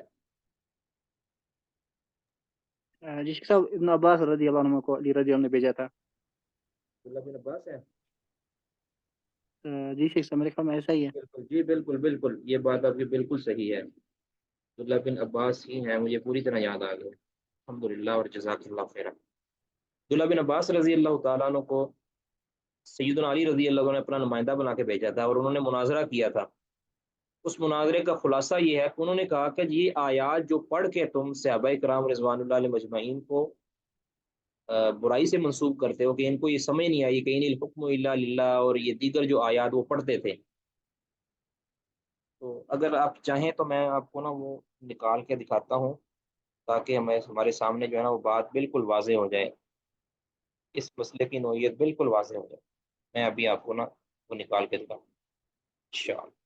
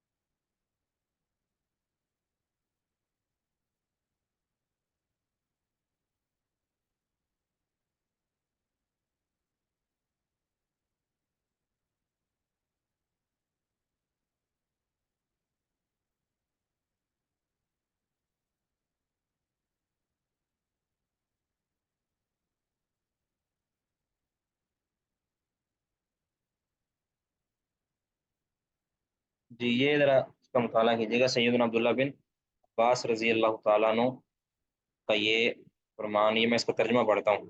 اہل حرورہ، یہ حرورہ آپ جانتے ہیں کہ خارج کا ہی نام ہے۔ اہل حرورہ نے جب خروج کیا، وہ 6,000 کی بڑی تعداد میں ایک گھر میں جمع تھے۔ 6,000 کی تعداد میں انہوں نے خروج کر دیا، یعنی جو مسلمانوں کے خلاف جنہوں نے خروج کر دیا 6,000 ان کی تعداد تھی، ذرا غور کیجیے گا۔ تو عبداللہ بن عباس فرماتے ہیں کہ میں نے سیدنا علی رضی اللہ عنہ نے عرض کیا، امیر المومنین آپ ذرا نماز کو ٹھنڈا کیجئے تاکہ میں فارغ سے گفتگو کر لوں۔ ٹھیک ہے، یعنی زور کی نماز کا وقت ہوگا، تھوڑا سا آپ صبر کیجئے گا، میں فارغ سے گفتگو کر لوں۔ سیدنا علی نے فرمایا کہ مجھے خدشہ ہے کہ وہ کہیں آپ کو اذیت نہ دے، یعنی آپ ان کے پاس جائیں گے اور آپ کو نقصان نہ کہیں پہنچا دیں۔ تو عرض کیا ایسا نہیں ہوگا۔ چنانچہ میں نے ایک خوبصورت حلہ یعنی جوڑا زیب تن کیا۔ اب اس سے یہ بھی ثابت ہوتا ہے کسی کے ساتھ گفتگو کرنی ہو، کسی کے ساتھ ملاقات کرنی ہو تو اچھا زیب تن کرنا چاہیے جوڑا، کنگھی کی، اور ٹھیک دوپہر کے وقت ان کے پاس پہنچ گئے، یعنی جب حاجرہ ہوتی ہے، جبکہ وہ کھانا کھا رہے تھے۔ ٹھیک ہے، یہ لکھا ہے ساتھ واضح رہے کہ سیدنا عبداللہ بن عباس ایک خوب روح اور بلند آواز والے انسان تھے۔ انہوں نے مجھ کو دیکھ کر مرحباً مرحباً کہا۔ کہنے لگے ابن عباس کیسے آنا ہوا؟ میں نے کہا میں مہاجرین و انصار صحابہ آپ صلی اللہ علیہ وسلم کے چچا زاد بھائی یعنی علی اور نبی کریم صلی اللہ علیہ وسلم کے داماد کے پاس سے آ رہا ہوں۔ یہ دونوں جگہ پہ علی مراد، یعنی مہاجرین انصار کے صحابہ جو علی کے ساتھی ہیں ان کی طرف سے میں آ رہا ہوں۔ انہی کے دور میں قرآن نازل ہوا، اب یہ سمجھیے گا، انہی کے دور میں قرآن نازل ہوا، وہ قرآن کی تفسیر اور اس کے معنی مفہوم آپ سے زیادہ جانتے ہیں۔ یعنی حروری جن آیات کی بنیاد پر قرآن و سنت کے دلائل کی بنیاد پر وہ مسلمانوں پر خروج کر رہے تھے نا، کہتے ہیں کہ ان آیات کو ان کی تفاسیر کو، ایک تو ان آیات کے نزول کے وہ شاہد ہیں، ٹھیک ہے، دوسرا ان کی تفاسیر کو اور ان کے معنی مفہوم کو وہ آپ سے زیادہ بہتر جانتے ہیں۔ ان کا کوئی شخص آپ کے ساتھ نہیں، یعنی ان مہاجرین و انصار میں سے کوئی بھی آپ کا ساتھی نہیں ہے، نہ ذہنی طور پر نہ ہی افرادی طور پر۔ میں آپ کو ان کے خیال سے اور ان کو آپ کے خیال سے متعارف کراؤں گا۔ چنانچہ کچھ لوگ الگ ہو کر میرے پاس آئے، یعنی حروریوں میں سے کچھ لوگ میرے پاس آئے۔ میں نے کہا اصحاب رسول صلی اللہ علیہ وسلم اور سیدنا علی کے خلاف کیا شکایات ہیں، یعنی جن کے خلاف تم خروج کر رہے ہو ان کے متعلق تمہیں اشکالات کیا ہیں؟ انہوں نے کہا کہ 3 شکایتیں ہیں ہماری۔ میں نے کہا وہ کیا ہیں؟ انہوں نے کہا پہلی شکایت تو یہ ہے کہ انہوں نے اللہ کے معاملوں میں انسانوں کو حکم یعنی فیصلہ کرنے والا تسلیم کر لیا، حکم بنایا ہے، جبکہ اللہ نے کیا کہا ہے ان الحکم الا للہ، ان الحکم الا للہ، یہ حکم یعنی فیصل کہ اپنے جھگڑوں کو کسی شخص کے پاس لے جانا، فیصل بنانا، اس کو حکم بنانا، یہ تو جائز ہے۔ اب اس قرآن کی آیت سے انہوں نے کیا لیا کہ انہوں نے چونکہ اللہ والا کام اپنے کسی بندے کو دیا ہے، لہذا کہنے لگے کہ ان الحکم الا للہ، حکم صرف اللہ کے لیے ہے، تو انسانوں کا حکم سے کیا تعلق ہے؟ اب یہ حروریہ کا عقیدہ تھا۔ میں نے کہا یہ ایک شکایت ہوئی، دوسری شکایت کیا ہے؟ کہا کہ دوسری شکایت یہ ہے کہ انہوں نے سیدنا معاویہ اور ان کے ساتھیوں سے قتال کیا ہے، لیکن نہ انہیں قیدی بنایا ہے اور نہ ان کا مال لوٹا ہے۔ یعنی علی رضی اللہ تعالیٰ عنہ نے جن کے ساتھ قتال کیا، معاویہ وغیرہ کے ساتھ، ان کے بندوں کو یا ان کی عورتوں کو نہ قیدی بنایا ہے اور نہ ان کا مال لوٹا ہے۔ کہ اگر وہ کافر تھے تو انہیں قیدی بنانا جائز تھا، اور اگر مومن تھے تو نہ انہیں قید کیا جا سکتا تھا اور نہ ان سے قتال کرنا جائز تھا۔ اب کہتے ہیں انہوں نے جو قتال کیا ہے یا تو ان کو کافر سمجھ کے قتال کیا ہے یا مومن سمجھ کے قتال کیا ہے۔ اگر کافر سمجھ کے کیا ہے تو پھر ان کا مال کیوں نہیں لوٹا اور ان کی عورتوں کو قیدی کیوں نہیں بنایا، ان کے مردوں کو ان کو غلام کیوں نہیں بنایا؟ اور اگر وہ مسلمان سمجھ کے لڑے ہیں تو مسلمان سے تو لڑائی جائز ہی نہیں ہے۔ تو میں نے کہا کہ یہ دوسری ہوئی شکایت۔ اب تیسری شکایت کیا ہے؟ یا اس سے ملتی جلتی کوئی اور بات کہی۔ انہوں نے کہا کہ انہوں نے عہد نامہ تحکیم سے خود امیر المومنین کا لقب مٹا دیا۔ اگر وہ امیر المومنین نہیں تو کیا معاذ اللہ امیر الکافرین ہے؟ یہ کس بنیاد پہ کیا واللہ عالم، اس کا ہمیں علم نہیں ہے۔ پھر میں نے کہا کیا ان کے علاوہ بھی کچھ شکایت ہے؟ کہ کہا نہیں، بس اتنا ہی ہے۔ یعنی اس کے علاوہ ہمیں کوئی شکایت نہیں، اس بنیاد پر ہمارا ان کے ساتھ اختلاف ہے اور ہم نے ان کے خلاف خروج کر لیا، ہم مسلمانوں کے ساتھ نہیں ہیں۔ حضرت عبداللہ بن عباس کہتے ہیں میں نے کہا کہ میں کتاب اللہ اور سنت رسول کی روشنی میں آپ کی باتوں کو غلط ثابت کروں تو لوٹ آؤ گے، یعنی رجوع کر لو گے، واپس آ جاؤ گے، یعنی خروج سے طائب ہو کر مسلمانوں کے ساتھ مل جاؤ گے؟ انہوں نے کہا جی ہاں۔ میں نے کہا کہ یہ شکایت کہ انہوں نے اللہ کے معاملے میں انسانوں کو حکم بنایا، اس کے جواب میں قرآن کی ایک آیت سناتا ہوں جس میں اللہ نے ربع درہم یعنی جیسی معمولی چیز کے بارے میں انسانوں کو حکم ٹھہرایا ہے، اور انہیں حکم دیا ہے کہ اس میں فیصلہ کریں اللہ کے اس کلام کے بارے میں کیا خیال ہے۔ یا ایھا الذین آمنوا لا تقتلوا الصید وانتم حرم ومن قتله منکم متعمدا فجزاء مثل ما قتل من النعم یحکم به ذوی عدل منکم، لوگوں احرام کی حالت میں شکار نہ کرو، اگر جان بوجھ کر لیا تو چپاؤں میں سے اس کی مثل ایک جانور دینار دینا ہوگا، یعنی اس کا فدیہ دینا ہوگا جب آپ نے حالت احرام کے اندر ایسا کر لیا۔ اس مثل کا فیصلہ آپ میں سے دو انصاف والے کریں گے۔ اب یہ فیصلہ جو کرنا ہے یہ دو بندوں نے کرنا، حکم بنا لیا ہے نا۔ اللہ کا حکم یہ ہے کہ اس نے اپنا حکم لوگوں کے حوالے کر دیا ہے۔ اللہ کا حکم یہ ہے کہ اس نے اپنا حکم لوگوں کے حوالے کر دیا کہ اس کا فیصلہ فلاں بندے کریں گے، تاکہ وہ اس کا فیصلہ کریں۔ اگر اللہ چاہتا تو اس بات کا خود فیصلہ کر فرما دیتا، اس کے باوجود اللہ نے اس مسئلے میں لوگوں کے فیصلے کو جائز قرار دیا ہے۔ میں اللہ کا واسطہ دے کر پوچھتا ہوں کہ لوگوں کے اختلاف کو مٹا کر صلح پیدا کرنا اور انہیں خون ریزی سے بچانے کے لیے حکم مقرر کرنا بہتر ہے، یا ایک خرگوش کے بارے میں جس کی قیمت ربع درہم ہے؟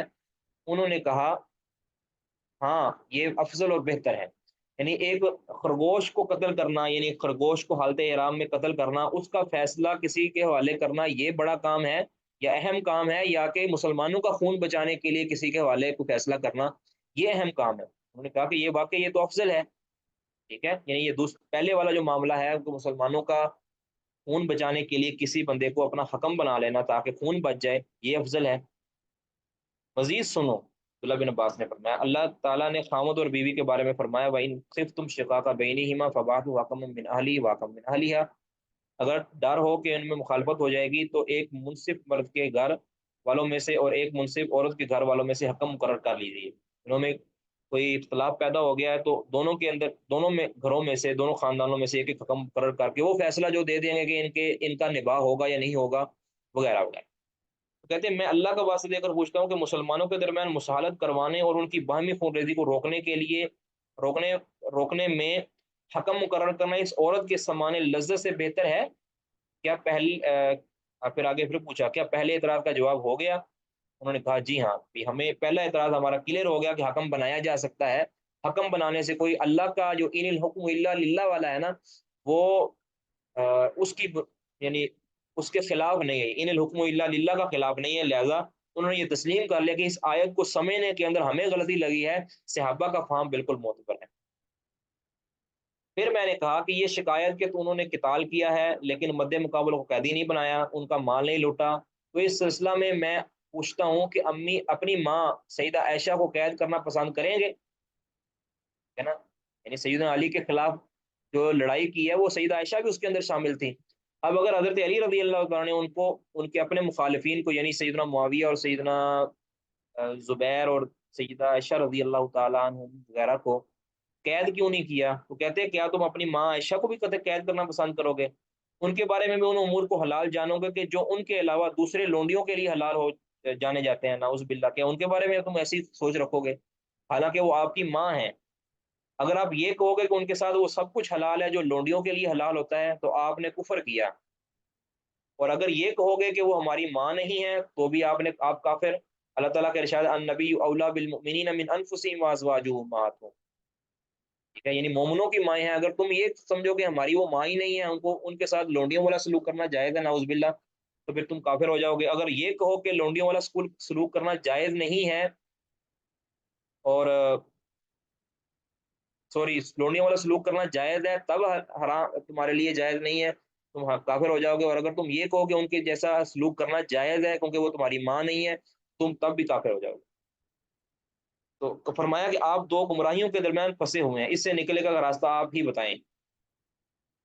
دو گمراہیوں کے، یا تو آپ سیدہ عائشہ رضی اللہ تعالیٰ عنہ کو اپنی ماں نہ مان کر کافر ہو جاؤ، یا ان کے ساتھ قتال کر کے اور ان کے ساتھ سب کچھ کر کے تم ملونڈیوں والا سلوک کر کے تب تم کافر ہو جاؤ۔ دونوں میں سے ایک چیز تمہیں قبول کرنی پڑے گی اگر تم نے اس کو جائز کہنا ہے۔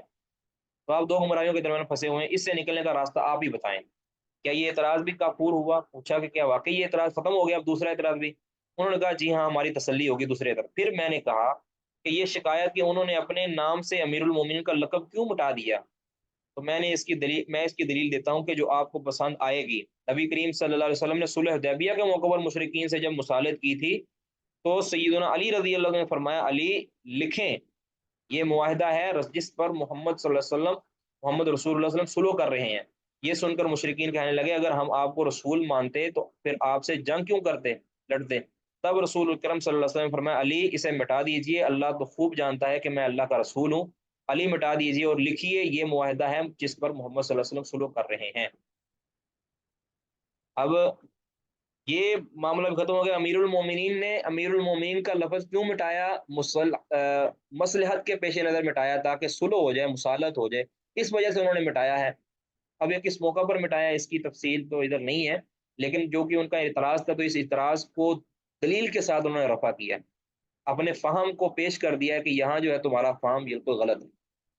اچھا، یہ دلیل بیان کرنے کے بعد سیدنا عبداللہ بن عباس نے خارج سے فرمایا اللہ کی قسم اللہ کے رسول سیدنا علی سے بہتر ہیں، یعنی اللہ کے رسول سیدنا علی سے بہتر ہیں۔ جب اللہ کے رسول نے اپنا لقب، اپنا جو آپ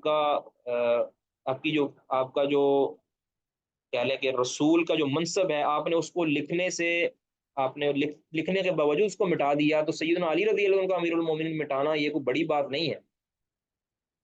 پھر آپ صلی اللہ علیہ وسلم نے خود ہی محمد رسول مٹا دیا، بس اس کا یہ مطلب نہ تھا کہ آپ صلی اللہ علیہ وسلم خود کو نبوت سے مٹا دیا ہے، یعنی جس طرح رسول اللہ صلی اللہ علیہ وسلم نے اپنا لفظ رسول اللہ مٹانے سے آپ کی نبوت ختم نہیں ہوئی، یا آپ ناؤز باللہ وہ رسالت کے عہدے سے نیچے نہیں آ گئے، اسی طرح امیر المومنین کا لفظ مٹانے سے سیدنا علی رضی اللہ عنہ امیر الکافرین نہیں بن گئے جس طرح کہ تمہارا اعتراض ہے۔ پھر فرمایا کہ آخری شکایت کا جواب بھی مل گیا، انہوں نے کہا جی ہاں۔ پھر ان میں سے 2000 لوگ دوبارہ سیدنا علی کی جماعت میں لوٹ آئے، یعنی 6000 میں سے 2000 فوراً طائب ہو گئے تھے، بقیہ نے انکار کر دیا کہ نہیں ہم نہیں مانتے۔ انہوں نے بھی سیدنا علی سے قتال کیا اور اپنی اسی گمراہی پر مہاجرین اور انصار کے ہاتھوں قتل ہوئے۔ یہ مسند محمد کے اندر اور دیگر کتابوں کے اندر صحیح سند، حسن سند کے ساتھ روایت ملی۔ تو اس کا مطلب یہ ہے کہ وہی بات کہ رسول اللہ صلی اللہ علیہ وسلم کے فہم کو چھوڑ دینا یہ بنیاد بنا ہے سب سے پہلے فتنے کے نمودار ہونے کی، سب سے پہلے جو باطل فرقے کے نمودار ہونے کی، اور باقی سارے فرقے اسی سے بنے ہیں۔ جس نے رسول اللہ صلی اللہ علیہ وسلم کے فہم کو چھوڑ دیا اس نے دراصل اس طائفہ منصورہ کے ساتھ کو چھوڑ دیا کہ جس کو رسول اللہ صلی اللہ علیہ وسلم نے حق کا گروہ قرار دیا ہے۔ اب سوال یہ پیدا ہوتا ہے کہ رسول اللہ صلی اللہ علیہ وسلم کا فہم ہمیں کیسے ملے گا؟ کیا رسول اللہ صلی اللہ علیہ وسلم کا فہم ہمیں کیسے ملے گا؟ یاد رکھیں کہ رسول اللہ صلی اللہ علیہ وسلم نے قرآن پاک کی تشریح فرمائی ہے، حدیث کے ذریعے ساری تعلیمات دی ہیں، لیکن وہ تعلیمات رسول اللہ صلی اللہ علیہ وسلم سے ہم تک ساری نہیں پہنچی۔ ذرا اس مسئلے کو سمجھیں۔ اب ہر آیت کی تفسیر مرفوع حدیث کی صورت میں ہم تک نہیں پہنچی، ٹھیک ہے نا، لیکن رسول اللہ صلی اللہ علیہ وسلم نے صحابہ کو سکھائی ساری ہے، یعنی وہ نقل بھی ہوئی ہے، آیات کی تفسیر نقل بھی ہوئی ہے، لیکن کچھ صحابہ کے سے اقوال سے نقل ہوئی ہے، کچھ تابعین کے اقوال سے نقل ہوئی، کوئی رسول اللہ صلی اللہ علیہ وسلم کے اقوال سے نقل ہوئی ہے۔ اب ہر قول کی یا ہر فعل کی نسبت صحابی نے رسول اللہ صلی اللہ علیہ وسلم کی نہیں ترک نہیں کی۔ آپ دیکھیں گے حدیث کے اندر بھی کئی بار ایسے ہوتا ہے، ایک حدیث کبھی مرفوع ہوتی ہے اور ایک حدیث کبھی موقوف ہوتی ہے، ایسی ہوتی ہے کہ نہیں ہوتی؟ یعنی ایک ہی حدیث انہی الفاظ کے ساتھ کبھی موقوف ہوتی ہے اور انہی الفاظ کے ساتھ یا اسی فیصلے کے ساتھ کبھی وہ موقوف ہوتی ہے۔ وجہ کیا ہوتی ہے؟ کبھی صحابی رسول اس کی نسبت رسول اللہ صلی اللہ علیہ وسلم کی طرف کر دیتا ہے، کبھی نہیں کرتا۔ یہ ایسا ہی ہے جیسے کوئی بندہ آج کوئی مجھ سے یا آپ سے سوال کرے، کوئی عام بندہ ہے وہ پوچھتا ہے کہ اس کے بارے میں آپ کا کیا خیال ہے، آپ اس سوال کا جواب دے دیں۔ اب وہ جواب جو دیا آپ کا اپنا قول ہے نا، لیکن وہ جواب جو آپ نے دیا تھا وہ من وان رسول اللہ صلی اللہ علیہ وسلم کا فرمان تھا، لیکن آپ نے اس کی نسبت رسول اللہ صلی اللہ علیہ وسلم کی طرف نہیں کی، ٹھیک ہے۔ اب چونکہ جو آپ نے وہ فیصلہ دیا ہے، یہ جو قول آپ نے فرمایا ہے، یا آپ نے جو اس کو مطمئن کیا ہے، وہ کیا اسی حدیث رسول کی بنیاد پر ہے، ٹھیک ہے۔ اب اس عامی بندے کو نہیں پتا ہے کہ یہ رسول اللہ صلی اللہ علیہ وسلم کی حدیث ہی مجھے سنائی گئی ہے، لیکن آپ کا نام نہیں لیا گیا، ٹھیک ہے۔ جیسے کوئی فرض کیا کہے کہ وضو کے بغیر نماز ہو جاتی ہے، آپ کہیں کہ وضو کے بغیر اللہ تعالیٰ نماز قبول نہیں کرتا، اب یہ آپ لفظ بولیں، اب یہ تو رسول اللہ صلی اللہ علیہ وسلم کی حدیث ہے، آپ نے نسبت رسول اللہ صلی اللہ علیہ وسلم کی طرف نہیں کی، لیکن آپ نے بات وہی کی ہے۔ تو صحابہ بھی اس طرح کرتے تھے، صحابہ سے کوئی پوچھتا تھا کہ اس طرح، آپ صحابی کہہ دیتے کہ اس کا یہ حکم ہے، یہ اس کا فیصلہ ہے، اب وہ فیصلہ انہوں نے اپنی طرف سے نہیں بیان کیا ہوتا تھا، یہ فیصلہ انہوں نے رسول اللہ صلی اللہ علیہ وسلم سنا ہوتا تھا، ہاں کہیں کہیں وہ اپنے اجتہاد سے ہی فیصلہ کر دیتے تھے، کہیں کہیں ہوتا ہے، لیکن عام طور پر صحابہ کرام رضوان اللہ علیہم اجمعین وہی، اور جو اجتہاد سے فیصلہ کرتے تھے وہ اجتہاد کوئی ایسے نہیں ہوتا تھا، بلکہ وہ بھی دلائل کی بنیاد پر ہوتا تھا۔ تو گویا رسول اللہ صلی اللہ علیہ وسلم کا جو دین کا فہم دیا ہے، وہ صحابہ کرام رضوان اللہ علیہم اجمعین کو سمجھایا ہے، اور صحابہ نے آگے پھر تابعین کو سمجھایا ہے، تابعین نے تبع تابعین کو سمجھایا ہے۔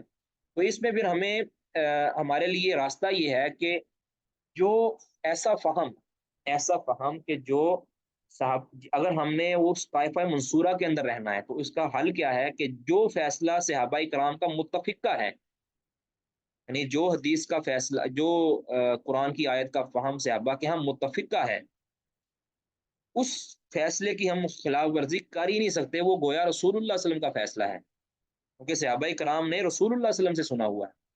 بالخصوص عقائد کے باب میں ہم صحابہ کرام سے، تابعین سے، اور جو خیر القرون ہے، یہ خیر القرون کس کو کہتے ہیں کہ جو خیر والے لوگ ہیں، رسول اللہ صلی اللہ علیہ وسلم نے فرمایا کہ میرا زمانہ سب سے بہترین ہے، اس کے بعد میرے بعد والوں کا، اس کے بعد بعد والوں کا، تو یہ 3 زمانوں تک رسول اللہ صلی اللہ علیہ وسلم، جو 300 سال کا عرصہ تقریباً بنتا ہے، وہ 250-300 سال کا وہ عرصہ بنتا ہے، آپ نے ایک تو اپنا زمانہ یعنی جو آپ کے دور کا، اور پھر صحابہ کے بعد یعنی دوسرا زمانہ، پھر تیسرا، اور ایک روایت کے اندر ابن حبان وغیرہ کی روایت کے اندر اس سے آگے بھی رسول اللہ صلی اللہ علیہ وسلم نے فرمایا ہے۔ بار کیا، تو یہ خیر القرون کا زمانہ بنتا ہے، اس میں ہر اعتبار سے خیر ہے، یعنی ان کے زہد و تقوی کے اعتبار سے، ان کو علم و فہم کے اعتبار سے، ان کے عقائد کے اعتبار سے، ان کے فہم کے اعتبار سے، اور ان کے حکمت کے اعتبار سے، ہر اعتبار سے ان کو خیر حاصل ہے۔ تو اس خیر کو ہم نے، اگر وہ خیر ہم تک پہنچ چکی ہے، یعنی ہم خیر ہمیں منقول ہو چکی ہے، اور صحابہ کا اگر ایک فہم، ایک آیت سے صحابہ نے کوئی استدلال کیا، اس استدلال کے خلاف اگر ہم استدلال کریں گے، تو پھر وہی کام ہم کر رہے ہوں گے کہ جو حروریہ نے کیا تھا، ٹھیک ہے۔ ایک ایسا فیصلہ کہ جو صحابہ کرام رضوان اللہ علیہ مجمعین اور تابعین اور تبع تابعین یا رسول اللہ صلی اللہ علیہ وسلم بالاتفاق یہ سارا فیصلہ وہ دے رہے ہیں، یعنی اس آیت سے وہ مفہوم نکال رہے ہیں، جو مفہوم جس کے مخالف اگر کوئی کل کو مفہوم نکالتا ہے، یا بعد والے نکالتے ہیں، تو ہم کیا کہیں گے کہ یہ جو مفہوم بعد میں نکالا گیا ہے صحابہ کے مفہوم کے خلاف یا تابعین کے مفہوم کے خلاف، ٹھیک ہے، وہ فہم جو ہے وہ باطل ہے۔ یعنی سیدنا عبداللہ بن عباس رضی اللہ تعالیٰ نے اپنے فہم کی روشنی کے اندر، یعنی مہاجرین و انصار کے فہم کی روشنی کے اندر انہوں نے حروریہ کا رد کیا ہے، اور اسی سے طائب ہو کر وہ مسلمان ہوئے ہیں دوبارہ، یعنی مسلمان کہہ دیا، وہ سیدنا علی کے گروہ میں شامل ہو گئے۔ تو ثابت یہ ہوا کہ جو قدر مشترک ہے ان 72 گروہوں کے اندر، وہ ہے فہم کو چھوڑ دینا، اس فہم کو چھوڑ دینا کہ جو رسول اللہ صلی اللہ علیہ وسلم نے صحابہ کو بیان کیا ہے۔ اب صحابہ نے چونکہ کتابیں تو نہیں لکھی تھی، انہوں نے تو آگے شاگرد تلامذہ تیار کیے تھے نا، لیکن کوئی صحابی ایسا تو نہیں ہے کہ جس کی کوئی تفسیر کی بڑی کتاب ہو، لیکن انہوں نے تفسیر سکھائی تو ہے نا، پڑھائی ہے۔ یہ غالباً نافع ہیں یا اکرمہ ہیں، جو کہتے ہیں کہ میں نے کئی مرتبہ عبداللہ بن عباس رضی اللہ تعالیٰ عنہ سے تفسیر پڑھی ہے، مکمل تفسیر شروع سے لے کر آخر تک میں نے اس مکمل تفسیر ان سے پڑھی ہے۔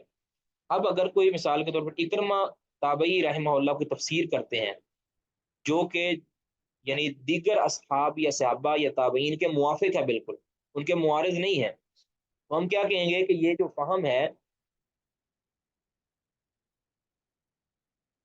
نہیں مجاہد کے علاوہ بھی ہیں، اکرمہ ہیں میرا خیال، یا کوئی اور، میں لکھا تھا میں نے ایک جگہ پہ، میں پوچھا آپ کو تو ان کے جو بھیج دوں گا انشاءاللہ۔ تو انہوں نے کیا بات ہو رہی تھی، ہاں انہوں نے صحابہ کرام رضوان اللہ اجمعین سے علم حاصل کیا ہے، اور اس علم اور اس تفسیر کو جو حاصل کر کے نا، اب دیکھیں نا ہم نے اپنے اساتذہ سے پڑھا ہے، اب ضروری نہیں کہ ہر بات کی نسبت ہم اپنے اساتذہ کی طرف کریں، ہمارے اساتذہ نے اپنے اساتذہ سے پڑھا ہے، ضروری نہیں کہ وہ ہر بات کی نسبت اپنے اساتذہ سے کی طرف کریں۔ آپ اگر مثال کے طور پر ہم سے یا ہمارے جو دوسرے مشائخ ہیں ان سے پڑھ کے جو بھی آگے بات کریں گے، ضروری نہیں کہ آپ ہماری طرف نسبت کریں گے اس بات کی، آپ اپنی آپ حالانکہ حاصلہ آپ نے سارا مشائخ سے کیا ہوگا، لیکن آپ اس بات کو اپنی طرف یا بغیر نسبت کی آپ وہ بات بیان کر دیں گے، تو اس کا یہ مطلب نہیں ہے، چونکہ وہ ایک حق جو ہے وہ تسلسل کا نام ہے، جس تسلسل کے آپ ایک کڑی ہیں، ٹھیک ہے۔ بہرحال عافیت اور اس طائفہ منصورہ میں شامل رہنے کی جو سب سے بڑی جو کہہ لیں آپ شامل رہنے کے لیے سب سے بڑی جو معاون اور معید دلیل ہے وہ یہ ہے کہ ہم نبی صلی اللہ علیہ وسلم کے، سب سے پہلے نبی صلی اللہ علیہ وسلم کا فہم ہے، اس کے بعد اگر نبی صلی اللہ علیہ وسلم سے اس کے متعلق کوئی تعلیم موجود نہیں ہے، کسی آیت کی تفسیر کے اندر، کسی حدیث کے فہم کے اندر نبی صلی اللہ علیہ وسلم سے کوئی وضاحت معلوم نہیں ہے، تو پھر اس کے بعد صحابی کا نام آتا ہے، تو صحابہ کا اس فہم کو ہم لیں گے کہ وہ حق، وہ یعنی اس نزول قرآن یا نزول نبی صلی اللہ علیہ وسلم کے اوپر جو حدیث کی صورت میں فرامین ہے اس کے وہ قریب ترین ہے اور اس کے وہ شاہد ہے۔ اس کے بعد اگر صحابہ سے اس کا بھی کوئی فہم نہیں ملتا واضح طور پر، واضح الفاظ کے اندر، تو پھر ہم تابعین کی طرف جائیں گے۔ اگر تابعین کی طرف، تابعین چونکہ صحابہ کے ڈائریکٹ شاگرد ہیں تو وہ حق کے بالکل قریب ہیں، یعنی وہ احکم، اسلم اور اعلم ہیں قرآن و سنت کی تعلیم کے اندر۔ اگر ہمیں ان کے تابعین کے دور کے اندر بھی کوئی ایسا نہیں ملتا، تابعین کے دور کے اندر بھی کسی آیت کی تفسیر میں وہ چیز نہیں ملتی، تو پھر ہم تبع تابعین کی طرف آئیں گے۔ تبع تابعین کے اندر بھی ہمیں اگر خاموشی ملتی ہے تو پھر ہم اگر ان کے اندر کوئی مل جاتی ہے، دلیل کو ملتی ہے، تو ہم اس کو اس کے مطابق فیصلہ دے دیں گے کہ وہ صحابہ تابعین کے دور کے بالکل قریب ہیں، یا بعض صحابہ سے بھی ان کی ملاقات ہوگی اگر وہ صغیر تابعی ہے، ٹھیک ہے۔ اور پھر اس کے بعد آتا ہے جو ائمہ دین ہے یا ہمارے جو محدثین ہیں، جو ان کا دور آتا ہے، اگر پیچھے ساری خاموشی ہے تو پھر ان کے فہم کو ہم کہیں گے کہ یہ اقرب الی الحق ہے، اور یہ اس دور، اس زمانے کے بالکل قریب ترین ہے، کہ جس زمانے کے اندر جو اللہ تعالیٰ نے خیر والا زمانہ کہا، تو ان کے فہم کے مطابق ہم فیصلہ کر دیں گے کہ اگر پیچھے بالکل خاموشی ہے ان کے مطابق فیصلہ کر دیں گے، اور اگر ان کے اندر بھی ہمیں کچھ نہیں ملتا تو پھر ہم دیگر اہل علم جو کسی بھی فن کے ماہرین ہیں، اور یا آپ خود اگر اہلیت رکھتے ہیں اجتہاد کی تو آپ اجتہاد فرمائیں گے، اور اس مسئلہ کے اندر آپ اجتہاد کر کے، اگر آپ آج کے دور کو مسئلہ پیش ہوتا ہے، ظاہر ہے اس کی ہمیں مثال پھر صحابہ کے دور میں تو نہیں ملے گی نا، اگر آج کوئی مسئلہ درپیش ہوتا ہے جس طرح کہ یہ ملک بینک کا مسئلہ پیش ہوا، تو آپ اس دور کے جو مجتہد علماء ہیں ان کی طرف آپ جائیں گے، یا اگر آپ کے اندر اجتہاد کا ملکہ ہے تو اس کی طرف آپ جائیں گے، تو قرآن و سنت کی بنیادی نصوص ہیں ان کو سامنے رکھ کے آپ فیصلہ دیں گے۔ تو یہ طریقہ ہے اجتہاد، حق کی طرف آنے کا۔ اب اس میں جو سب سے بنیادی جو گمراہی کا سبب بنتا ہے وہ بنتا ہے عقیدہ اور نظریہ۔ عقیدہ کے باب کے اندر ہمیں دین کو سمجھا دیا گیا، یاد رکھیں عقیدے کے باب کے اندر ہمیں کسی چیز کی اجتہاد کی ضرورت نہیں ہے، عقیدہ کے باب کے اندر ہمیں کسی بھی اجتہاد کی ضرورت نہیں ہے مزید، یعنی عقائد بنانے کے اندر ہاں کسی نظریے کا رد کرنے کے اندر ہمیں اجتہاد کی ضرورت ہو سکتی ہے، وہ بھی اجتہاد وہ ہوگا، اس کی بھی کہہ لیں کہ یعنی جیسے اب اس کا ہم نے فیصلہ کرنا ہے کہ یہ شرک ہے، یہ کفر ہے، یہ بدعت ہے، یہ جائز ہے، اب یہ ان کی تعریفات، ان کے جو دلائل ہیں یہ ذکر ہو چکے ہیں، اب ہم نے صرف اجتہاد کر کے اس کے اوپر فیصلہ دینا ہے کہ یہ جو ہمیں جو نئی صورت نظر آئی ہے نا، مثال کے طور پر اگر کوئی کسی دربار پہ جاتا ہے، اب یہ دربار والی صورت اس ٹائم تو نہیں تھی صحابہ کے دور کے اندر، اگر کوئی دربار پہ جاتا ہے وہاں جا کے اس طرح کی حرکت کرتا ہے تو ہم اس کے اوپر کون سا فیصلہ دیں گے، تو یہ علماء کا کام ہے، یہ بات کی بات ہے، ٹھیک ہے۔ لیکن عقائد کے باب کے اندر بالخصوص ہم صحابہ سے، تابعین سے، محدثین سے سرے منہ انحراف نہیں کریں گے، اور وہ فیصلہ کہ جو صحابہ کے دور کے اندر मुत्तफ़क़ुन अलैह था, यानी या चंद सहाबा ने उसको जिक्र किया, बाकी उनके यहाँ मुखालफत नहीं नजर आती, तो बाद वालों को हक नहीं बनता कि वो सहाबा के फैसले के खिलाफ कोई फैसला दे दें, क्योंकि वो आलम और अहकम और असलम है। उनका फैसला आलम है, इलम पर मबनी है, अहकम है, ठोस है, मजबूत है, और असलम है, सलामती वाला है। ठीक है। तो दूसरे अल्फाज में आप ये कह सकते हैं कि ये अक्सल में यानी ये सारा जो मफहूम मैंने अर्ज किया है, इससे अगर किसी को कोई इख्तलाफ है या ये कोई कुरान किताब व सुन्नत के तालीमात के मुनाफी है तो वो जिक्र कर सकता है। और इसी को हम फ़हम सलफ़ का नाम देते हैं, याद रखें। इसी को हम फ़हम सलफ़ का नाम देते हैं। फ़हम सलफ़ हमारे इस्लाम में सबसे पहले सहाबा आते हैं। लेकिन अगर सहाबा के अंदर किसी ने कोई फ़हम पेश कर दिया है तो हम ताबईन की तरफ नहीं जाएंगे, क्योंकि सहाबा अकरब हैं। ठीक है। और वो हक के बिल्कुल करीब है। हाँ, अगर सहाबा के अंदर इख्तलाफ हो जाता है, अब ये एक अहम मसला है।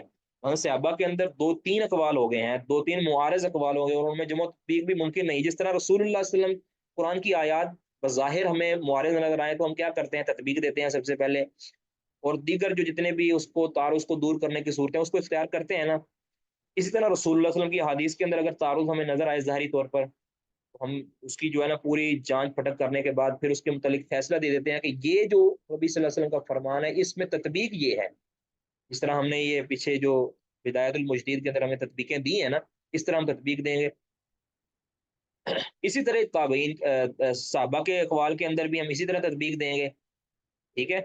सहाबा के अकवाल के अंदर भी तत्बीक देंगे, और तत्बीक देने के बाद अगर तत्बीक की सूरत मुमकिन नहीं होती, सारी चीज़ें लड़ाने के बाद वाज़ेह मुआरज़त पाई जाती है कि जो उसके अंदर जमा तौफीक की कोई सूरत नहीं है, तो फिर हम जो सहाबी का जिस सहाबी का फैसला अकरब यानी या अजहर होगा, किताब व सुन्नत की नस के अजहर होगा, उसके करीब तरीन होगा, हम उसके मुताबिक कह देंगे कि ये जो है ये अजहर तरीन है या ये अकरब तरीन है। हम इसके मुताबिक फैसला दे देंगे, और बाकी के दूसरे सहाबी के इज्तिहाद की कदर करेंगे, और उनके मुताबिक हम कह देंगे ये इनकी इज्तिहादी ख़ता है। हो सकता है कि, और ये भी आप याद रखें कि ये फैसला बाद के उलमा ने ये भी कर दिया है, हम उसके अंदर अपनी एडिशन कर सकते हैं, इसमें कोई शक नहीं है। लेकिन ये फैसले भी तकरीबन सहाबा कराम के इज्तिहाद, कौन से इज्तिहाद राजे हैं कौन से मरजू हैं, ये इज्तिहादात के फैसले भी अहले इल्म गाहे बगाहे करते रहे। उनमें गर्जे इख्तलाफ है, आप उसमें से किसी की राय को इख्तियार कर सकते हैं जो आपको बेहतर लगे, किताब और सुन्नत की तालीम के करीब तरीन लगे। और लेकिन इसमें ये ध्यान में रखें कि बसा औकात वैसे ही सहाबा के अकवाल में मुआवजा पेश कर दिया जाता है जबकि वो साबित नहीं होता। यानी ये तो उस सूरत के अंदर है ना, मुआवजा तो उस सूरत में होगा जब दोनों अकवाल सहाबा से दोनों तरह के अकवाल साबित होंगे। अब ये है कि एक मसला के अंदर मसला दो तीन कौल सहाबा से आए हैं, लेकिन उनमें से एक कौल जो है वो साबित है, एक तरह के कौल कौल जो है ना वो साबित है, दूसरे तरह के जो कौल हैं वो साबित नहीं है, संदेह उनकी ज़ईफ है। तो बाद वाले फुकहा ने उनके उनके अंदर भी तदबीक देने की कोशिश की है। अब तदबीक उनमें देने की जरूरत ही नहीं है, क्योंकि जो एक मसला है, यानी एक मसले के अंदर जो दो तीन अकवाल सहाबा से मनकूल है, उनमें से एक तरह का जो कौल है वो तो साबित है, और बाकी तरह के जो कौल है वो साबित ही नहीं है, तो लिहाजा मुआवजा होगा ही नहीं। तो फिर उस कौल के मुताबिक फैसला हम दे देंगे कि जिसके अंदर सहाबा कराम रिजवानुल्लाह अलैहिम मजमईन का कौल साबित है। तो यही फाहम सलफ है, इसी को फाहम सलफ कहते हैं। फाहम सलफ किसी तकलीद का नाम नहीं है। तो आज का जो हमारा जो कह लें आप ये सेक्शन है, इसमें हम फाहम सलफ के हवाले से जो है ना कुछ तहरीर मैं आपको भेजूंगा, आप उसका मुताला करें, और इंशाल्लाह उसका मुताला आपको मुआज़ भाई करवाएंगे, इस तरह करवाएंगे जिस तरह आप उन्होंने पहले भी मुताला करवाया था, कि गाहे बगाए कोई ना कोई चीज़ जो अच्छी है उनको महसूस हो, किसी का कौल अच्छा महसूस हो। सारे वैसे मुताला करेंगे, लेकिन वो कोई अच्छा कौल आपको भी महसूस हो या मुआज़ भाई को महसूस हो, कोई भी, आप उसको जो है ना उसको स्क्रीन शॉट लेकर उसको आप ग्रुप के अंदर सेंड कर दो। वैसे ग्रुप के अंदर मैं पूरी तहरीर सेंड कर देता हूँ, आप उसको पढ़ें समझें कि अकायद के बाब के अंदर बिलखुसूस और जो अहकाम के जो वाज़ेह मसाइल हैं उसके अंदर बिलउमूम हम किसी तौर पर भी खैरुल कुरून से बाहर नहीं निकलेंगे। जो उन्होंने फैसला दे दिया जो उनसे साबित है, याद रखें मुआरजा उस वक्त होता है। हज़रत इमाम तिरमिज़ी रहमहुल्लाह जो मज़ाहिब नकल करते हैं कि इसके मुताबिक इमाम अहमद बिन हम्बल का ये फैसला है, फलां का ये फैसला है, फलां का ये फैसला है, या उसको कह देते हैं कि ये इसी के मुताबिक अब्दुल्ला बिन ज़ुबैर ने कहा है, अब्दुल्ला बिन अब्बास ने कहा है, अबू बकर सिद्दीक ने कहा है, उमर ने कहा है।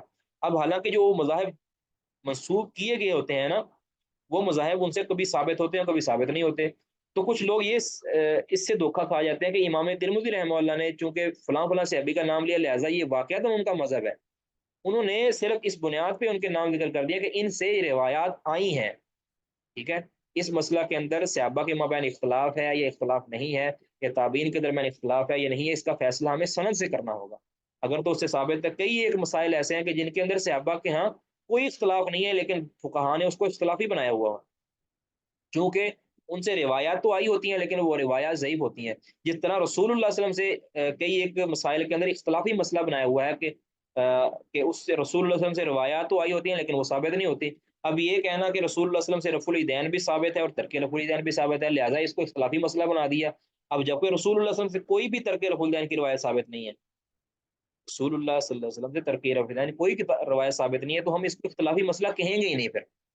ہاں یہ امت کے اندر اختلافی مسئلہ ضرور ہے, رسول اللہ صلی اللہ علیہ وسلم کے ہاں اختلافی نہیں ہے. رسول اللہ صلی اللہ علیہ وسلم نے رفع الیدین کیا ہے, بس نہ کرنے کی روایت ثابت نہیں ہے. تو ہم کیا فیصلہ دیں گے کہ وہ روایتیں دکھائی جائیں ہمیں کہ جو رسول اللہ صلی اللہ علیہ وسلم سے ثابت ہیں یا نہیں. باقی یہ مضمون آپ کو میں ارسال کروں گا انشاءاللہ, آپ اس کا مطالعہ کریں یہ 2-3 دنوں کے اندر. تو اس کے بعد اس کا کوئی اشکال ہے تو وہ پیش کریں. اگر کسی مسئلے کی سمجھ نہیں ہے اس گروپ کے اندر سوال کر لیں, پرسنل میں سوال کر لیں, کلاس کے اندر سوال کر لیں, تو انشاءاللہ اس کو دور کرنے اس میں دلائل بھی دیے گئے ہیں کہ فہم سلف ہی کیوں ضروری ہے, اور جس کے اوپر اعتراضات اٹھائے گئے ہیں وہ اس کا جائزہ لیا گیا ہے. اور جو کتاب و سنت کے اس کے اوپر دلائل ہیں, اہل علم کے اقوال ہیں, اور اس کے جو فوائد ہیں ثمرات ہیں وہ سارے اس کے اندر ذکر کیے گئے ہیں. امید ہے انشاءاللہ یہ آپ کے لیے کارآمد ثابت ہوگی. اللہ تعالیٰ ہمارا حامی و ناصر ہو. کسی کا کوئی سوال ہے جلدی سے وہ کر سکتے ہیں.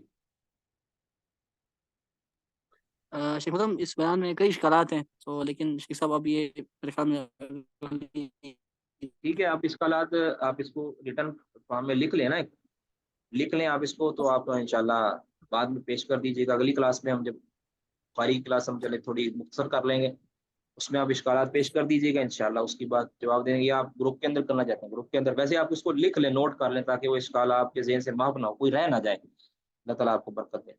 ٹھیک ہے جی, جزاک اللہ. جی شیخ صاحب بارک جزاک اللہ. اللہ خیر. السلام علیکم ورحمۃ اللہ وبرکاتہ.